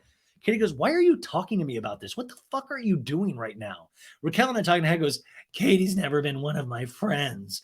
Flashback to 2018. Raquel's like, you guys don't see the James that I see, but the James that I see treats me like a queen. And Katie goes, but there's no seeking pity on him. There's no more like letting things go. And Stassi's like, no. And Katie's like I'm past that. Like, dude, that's enough. Hate to burst everybody's bubble though. Remember this when DJ James Kennedy would make fun of Katie's weight? Remember that? Remember that? DJ James Kennedy, like I'm saying, we love him now. Just tentatively love people on these shows. Raquel continues in a talking head and goes, and Schwartz has told me how much these rage texts from Katie bother him, but he doesn't have the balls to say anything. I love that even Raquel knows that Schwartz is a pussy. He doesn't have the balls to say anything about it. In this situation, I would appreciate if someone would stand up for me on my behalf. Dude, Raquel lives in a dream world, man. So Katie goes, all I know is that we were together for 12 years. You cannot even comprehend. I think that you, and Katie goes, no. And Raquel's like, should not be like texting. And Katie goes, no. And Raquel's like, these things. And Katie goes, why? Why? Cause why? It's not your place to tell him. Why is it not my place? Why? Who he should and should not be hanging out with. And we get a shot of Terry, Katie's mom, listening. And Katie's like, what does it matter to you? You've been living your life. Like, you have a boyfriend. And Katie's like, and I don't have a boyfriend. And Satchel's like, oh. And then Raquel goes, oh. And Katie goes, I've had conversations with him about this, about respect. And Raquel goes, also, I don't appreciate the fact that you're trying to threaten, like, taking the dogs away from him. Like, and Katie goes, you don't have to appreciate anything. We see a shot of Tom Schwartz standing in between these ladies, trying to keep them at bay. Oh, kidding. I'm sorry. We see a shot of Tom Schwartz hiding behind a bunch of plants, like Canis Luann, but less drunk and on his feet. And Katie in the talking head goes, I don't know what possessed Raquel to come and tell me how to run my life. I would sooner have somebody like off the street just tell me to like how to run my life than let Raquel come and tell me she doesn't appreciate me texting Tom about our dogs. Literally shut the fuck up. And Katie goes, what don't you get about this? How thick is your skull? This is my husband. Raquel goes, that's so messed up to say though, because like obviously you're separated. You don't want to, Raquel, you don't want to be with him. Do you want to be with him? You've been friends for 5 minutes. I'm getting to know him. He's very kind and sweet. And step off of it. You have zero respect, Raquel. No empathy and no respect. No empathy. That is a very interesting word right there. Raquel goes, I don't know about it. And Katie goes, how the fuck were you raised? And Raquel goes, maybe I feel more empathetic for Schwartz than you. Meanwhile, at the table nearby, Kristina, Terry, and Lala have been listening to their conversation. Lala appears to be biting her tongue and forcing herself to stay in the chair. Katie's like, well, that's fucking clear, Raquel. Raquel goes, that's just my opinion. And Katie goes, that is your opinion. I think you should stick it up your ass. Katie turns to the table of her mom and Lala and goes, are you hearing this shit? And Lala goes, yeah, I'm in awe. And Lala's smiling and shaking her head. And Katie's like, Raquel, get the fuck out of here. And I think you should fucking leave. And Raquel goes, look, all I know is that I had a bomb-ass fucking glamping trip with my best, closest friends, and it was a vibe and the best time. Okay, so she used bomb-ass and vibe in the same sentence. Like, what is going on? She's trying to be powerful and like stepping into some kind of power, and it just doesn't work on her. Katie goes, and Tom is not one of them. Raquel goes, no, but he's a new addition in my life. Katie turns to the other table and goes, yeah, I'm losing my fucking mind. And Lala goes, you'd have more of a productive conversation with a pig, all right? Be done with it. And then little Lala goes, pig, bitch, pig. And Lala on the talking head goes, I don't even know why Katie's wasting her time arguing with this buffoon of a person. Come on. We know her for a long time. Where do you think you're going to go? You're going to get nowhere. And Terry steps in and goes, can I ask something? Terry, spotlight on her, ready to claim a lead role here. Raquel goes, what? You don't what, Terry, Raquel? What? What, Terry? What? How dare you, Raquel? And Terry's like, when we had dinner, did my conversation to you mean anything? And Raquel goes, oh, God. And Katie goes, don't say, oh, God. That's my mom. You treat her with some fucking respect. And Lala's like, where the fuck were you raised? And Katie's like, where were you raised? And I actually was kind of like, wait, actually, I'm like, where actually were you raised? I'm kind of curious now too. And Lala goes, I mean, come on. And Katie's like, where were you fucking raised? Katie, you're a little fucking see you next Tuesday is what you are. And Lala goes, oh, little Lala goes, snap, girl. And Katie goes, walk away. Ariana walks up at this moment and Raquel stays seated with a pout on her face.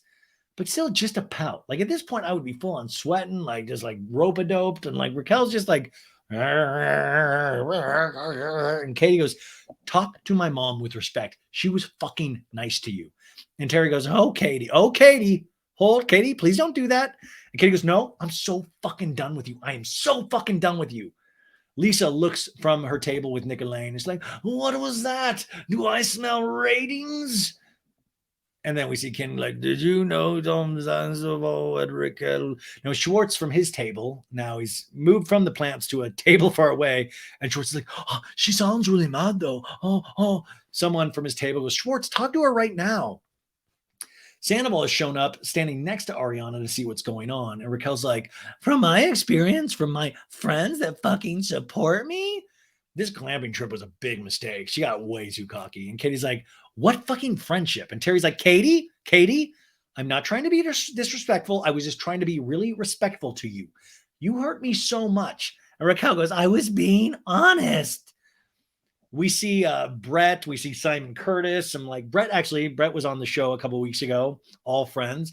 And Terry's like, you were being honest. And like, I want to make out with Tommy. And I'm sitting there going, wow. And Sandoval butts in, which is so dark. Butts in is for his fucking like 2-bit, like, floozy side girlfriend to stand up for him making out with Schwartz. Like, it is so weirdly incestuous. Sandoval butts in and was like, they were not together. And Katie goes, I haven't signed any divorce papers. And Sandoval goes, Katie, you were hooking up with another dude while you guys were living together. And Ariana yells, will you let Terry finish? Let Terry finish. And Tom's just going, batteries and pins, dude. Fucking batteries and pins. Terry goes, Katie still loves Tommy. Tommy still loves Katie. They're selling their home that they wanted to raise a family in. That's so hurtful. Once again, this is so simple, you guys. Sandoval in a talking head goes, I think it's really tacky to have your mom fighting your battles for you. Nobody's going to clap back at like Mrs. Maloney. It's kind of fucked up.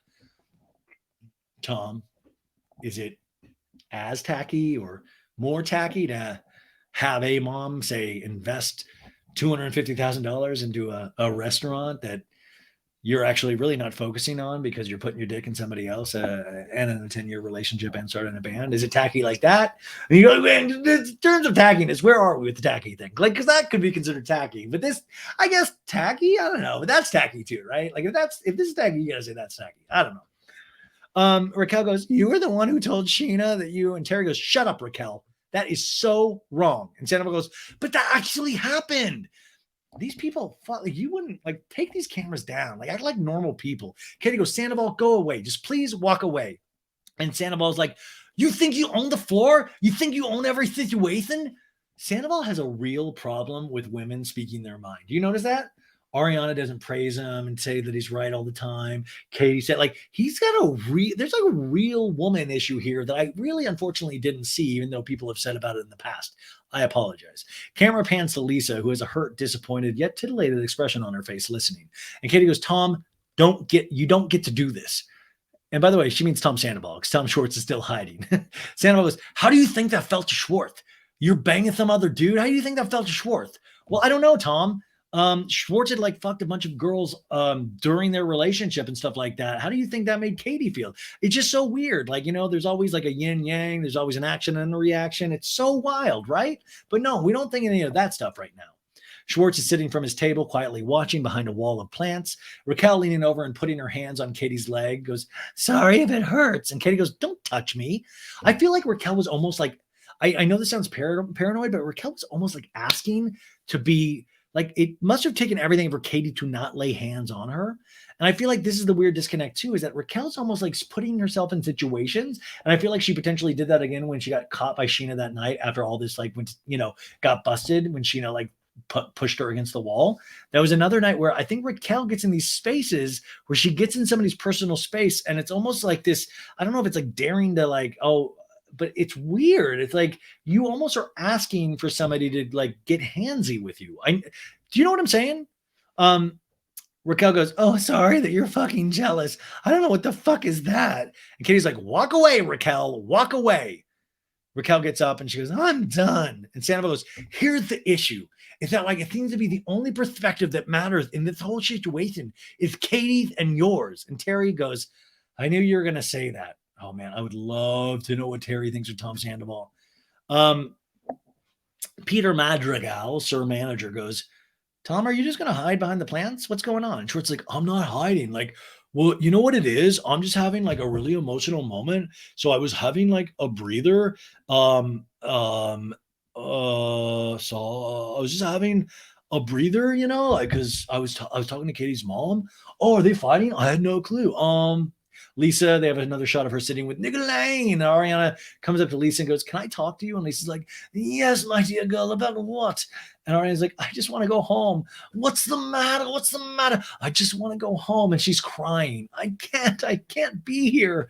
And I love Katie and Raquel. And Lisa's like, "I know." And Ariana's like, "And all that yelling and stuff, I'm not. And by the way, I just want to bring up that dingbat that I saw. I'd make a TikTok of also saying this is Ariana crying because she knows already all of this stuff. And it's like, no, dude, she had a fucking tough summer. This was literally the season finale. They all knew it. She is friends with Raquel. She is friends with Katie doing the sandwich shop. This stuff can be fucking stressful. Okay. It can. I'm sorry. I know you guys, some of you guys, a weird contingent of you guys want this to be so fake. It's wild. Lisa goes, "It's been a long time coming." And Ariana goes, "I know." And Lisa goes, "And I don't like it when everybody's on Raquel's case, but I don't think Tom Schwartz hiding over there in the corner behind the plants is helping anything." And Ariana goes, "Yeah, watching the girls fight is like he's guilty as Raquel is." They pan the camera to Schwartz standing in the garden bar with his hands in his mouth, actually whistling to himself now. Like, just wild. And Ariana goes, "I know, I'm sorry, but I hate to feel like this." But it is so funny. It's like, once again, let the women fight, go hide. Lisa goes, "But listen, you've been through a lot with your dog and your grandmother this summer." And Ariana's like, "It's so fucked up. And I'm trying to still show up for my friends, and I feel like I can't." I know, dear girl." Ariana and our talking head goes, "To be stuck in the middle constantly of my friends or my friend and my boyfriend and all of these things where I feel like I try to help. I feel like I try to give the best advice I can. I try to be there for everybody. I just literally feel like I'm being shredded apart from the inside." And Sandoval says, I just, I'm still in the scene with Katie and Terry. "I just would love for like 1 second." And Katie's crying now and goes, "I'm done talking to you." Sandoval goes, "For taking any accountability for doing anything wrong ever." Katie goes, "Stop talking about accountability. Tom is obsessed with other people's accountability, but not his own." Lala goes over to Katie and goes, "Grab your drink. We're going in the back." Kristina, Kelly goes, "Sandoval, why don't you focus on your girlfriend who is clearly upset over there right now instead of focusing on Katie? Focus on that. That's your relationship right there." Kristina Kelly, once again, knocks it out of the park. Why the fuck would this be your business to explain anything about Katie when your girl is having a breakdown right there and you know the shit you're going? This is exactly why you are in the situation you're at, because you didn't spend time with her. You weren't that shoulder to cry on. Maybe you were in the beginning, but somewhere along the line, you got lost, brother. Ariana's in Lisa's arm and Schwartz is like, "What are they yelling about?" And Peter's like, "I don't know. They're yelling about something. Don't worry about it." Katie gets up to go. "Unless you start treating me like a human, I'm done." And Sandoval's like, I do. Katie leaves and walks past Schwartz with Raquel standing next to him. "And I'm done with you." And Schwartz is like, "Why is she done with me? I didn't do anything." It's cumulative, Schwartz. Raquel laughs and smirks like, "Ha," which is really evil. Schwartz is like, "I didn't do anything." And Peter's like, "Wow, that's weird." Lala now in the back of the restaurant goes, "Raquel's snickering. She's a stupid." And Katie goes, "Who's she snickering with?" And Lala goes, "She's snickering with Tom because she's a stupid bitch." Yeah, bitch. Katie turns towards them and Lala goes, look at me, Katie, Katie. Katie turns heel and walks back out through the kitchen. Lala follows her. Katie, Katie, Katie. Katie grabs Schwartz by the hand and pulls him away from Raquel. Who are you snickering with? Are you laughing with her? And Lala goes, no, not this time. And Katie goes, you're laughing at me with her? And you're laughing at me with her? And Schwartz is like, no, she just came over. Like, I couldn't figure out what just happened. And Lala goes, Katie, you got to focus. He was not laughing. She was laughing. Lala in a talking head goes, Katie is seeing red. All of the emotions that she's been feeling are coming out this very moment. This, like I told you, this is the big season finale. Katie heading outside. And by the way, this would have been a good season finale. Katie heads outside and goes, Tom, dark days for you, buddy. Schwartz follows her outside. Katie, what's going on? Like, did you notice all the plants? I was like watering plants and stuff. Like really like horticulture. It's like fascinating. Ariana's still crying in that scene with Lisa. She's like, I don't think I've ever processed anything. And Lisa's like, I know it's a lot. I've been through the same thing myself. You know that. And Lisa's like, it's okay. Outside in the Sir Alley. By the way, I mean, I've made this joke now plenty this week. There's literally just big cages of propane tanks in the back of the Sir Alley. It didn't used to be there, but remember just Doute just flipping lit cigarettes? Like Lisa is just like, please, somebody burn this place down, please. Oh, I wish we had a pump alley. And Katie's like, listen. And Schwartz is like, I'm listening. Katie's like, my confidence, my self-worth has just been worn down. And Schwartz is like, in the same way, you did the same thing to me. And Katie's like, no, I didn't. And Katie's like, you can't be any way with me. And Schwartz turns. It's like, hey, Raquel. Raquel's like, sorry to interrupt. Oh God. This is why, like, at the beginning, I thought it would have been Raquel's season. And like for a lot of episodes, it was. Even if Sandoval, she still would have looked like a dork. This was just too much. And Katie's like, no, you're not going to interrupt, Raquel. We're in the middle of a conversation right now. You don't want me to touch you. I don't want you to touch me. Raquel, get the fuck away. Katie raises her voice. We're in the middle of a conversation. Go away. I truly don't think Raquel knows how to pick up social cues. I mean, there is something completely off. Period. I'm not making fun of her on that. I make fun of her voice, but that's not, there's something off. Schwartz is standing there just like shaking his head. And that's when we get boom, September 2022, filming of Vanderpump Rules wrapped. Boom. Then came boom, the unimaginable. And Sandoval we see go, I really did not want to hurt you. And Ariana goes, I regret ever loving you. Boom. So we turn the cameras. Boom. Back on. Next week, Vanderpump Rules season finale. And this is where Juliana Carosa thought the show ended, but it didn't. We all have this final scene. And this is the continuation of this back alley Sir scene. And Schwartz is like, Katie, don't push her. And Katie's like, we're in the middle of a conversation. Just go away. And Raquel's like, I just have one thing to say. And Katie goes, no, go away. I'll go away then. I just have one thing to say. I am an empathetic person. Is that your one thing to say? You're an empathetic person? Then like fucking leave this alone. That would be like empathetic, right? And Katie's like, no, you're not. And I see that you're hurt. You've displayed zero empathy, Raquel. You're hurt by the fact Schwartz made out with somebody. The fact that it was me hurts even more. And I'm sorry for hurting you. And Katie's like, okay. And she has like that wonky emoji face of like, huh? It was not my intention. And Tom goes, it was not malicious. And Katie goes, yeah, it was. No, it was not. No, it wasn't, Tom says. And Tom goes, we're buddies. We're buddies? That's wild thing to say. Raquel is laughing. Was like, ha. This is where they're like laughing because they both know what's going on with Sandoval. And Tom goes, we had to fucking experiment because it was like a flirty thing. I'm like, yeah, you guys are all like, Dr. Fauci's over there, just experimenting, just seeing if our little bits and pieces get together. Like, ooh, what's that little hole do? What if I put a finger in there? Anyways, but it's not anything now. And I see that now. Oh, great. Glad you experimented. It's so backwards, you guys. The fact that they can do this just straight faced and try to make like, why are you listening to me, Katie? Katie's like, what? Go away. In a talking head, Katie goes, okay, I gave you a shot. You blew it. I don't give a fuck anymore. Take you and your 6 personalities and get the fuck out of here. But that 6 personalities comment, I think really there's something there, you guys. And Raquel goes, I'm sorry. It's all I wanted to say. And Katie goes, we're in the middle of a conversation. And Tom goes, Katie, she's apologizing. Like, this just gross, man. You're like, you are standing up for this. Like, look, she's like being so good and apologizing. Katie walks away. Raquel finally says, okay, I'll go. And it's like, Katie's like, Jesus, go then. And he's like, Katie, it was a sincere apology. And Katie goes, you're so fucking irritating. And she walks inside. He's like, come back, come back. Oh, but by the way, this is their relationship right here. This is their toxicity right here.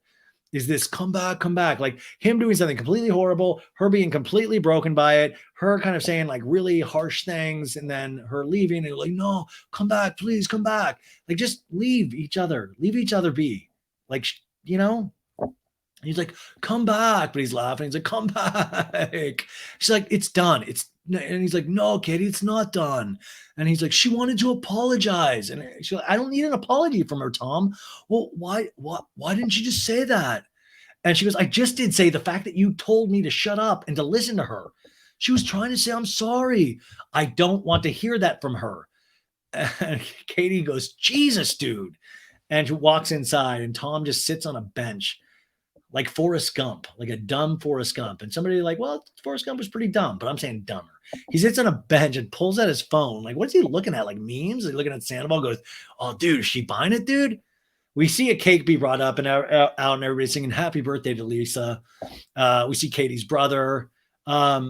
And Lisa does her big end of the season speech. Remember that speech she gave to Jax 2 seasons ago? Like, Jax, we all go through death and birth. And so this is big Lisa's big speech. I would say life has been very challenging. We can all agree. Where's Schwartz when we need him, Lisa says. And Katie's like, why do you need him? No one needs him. Because he's part of this equation. We see a shot of him on the bench again. And Katie goes, I'm here. I'll be here. I've seen you all go through so much this year, and that's what life is. It throws shit at you, and it's not what it throws at us. It's how we deal with it, you know? You're all going out on your own. All of a sudden, Schwartz comes back in. Schwartz, where have you been? You should have been fighting the fight. I see, Lala, what you've been through. I see, the way that you've struggled. It's been heartbreaking. I love you all. I really do. I see you, Peter, with your fat belly, as DJ James Kennedy calls it, I see you, Tom, roided out with that horrific Mr. Monopoly mustache with your little silly band. I love you, Tom. I do. I see you, Nicolene, just a huge hunk of a man. I love you, Nicolene. I do. I see you, Raquel. Oh, Raquel. Oh, Raquel. Oh, I literally have nothing to say to you. Wow. Anyways, whose lemon is this? No. Anyways, she goes, I love you all. I really do. And I want you to learn how to deal with your problems as you get older, Lisa, they are old, man. Like they got to learn now. We see a shot of Katie. We see a shot of Katie, Tom, Peter, Brett. It's very serious. And then dummy Raquel has like this weird smile on her face, smirking. She says, because each and every one of you has the talent and the personality to go forward and solve all your problems. I'm always here for you, not because you work at the restaurant, because you don't, that's fake, but because of this journey that we're all been on, this, which by the way, it's like a devil's pact. We're all in this devil's pact together, and we've all done it. We've gone there, and that's why we feel so deeply, and we all do love each other here, really. That's why it's all so intense, but don't let life get the better of you. I love each and every fucking one of you. Tom is crying. Sandoval wipes away a tear. We see Ken and Nicolene, and Ken's like, I can't believe Tom Sandoval let Raquel. And then she's like, none of you even eat cake. And then they all laugh. And they're like, oh. We see a shot of Katie smiling. We see a shot of Raquel looking weird. We see a shot of Tom and Ariana laughing. And then we see slow motion. Boom, boom, boom. Next time on the season finale of Vanderpump Rules. Wow, this was 3 hours and I still have part 2 to go. Was way too much, but I hope you enjoyed it. We got a lot to cover. Oh my God, I can't believe this is 3 hours. I'm so sorry. But at the same time, I hope you liked it. I really do. I put my heart into this. Part 2 is coming right after this. So tune over there. But thank you guys so much. Hope you got some laughs out of this. What a dark, dark season once again. We'll do the reunion trailer over on part 2. Who, you guys? Okay, I love you. I just thought I lost that entire episode, so I'm so glad I didn't.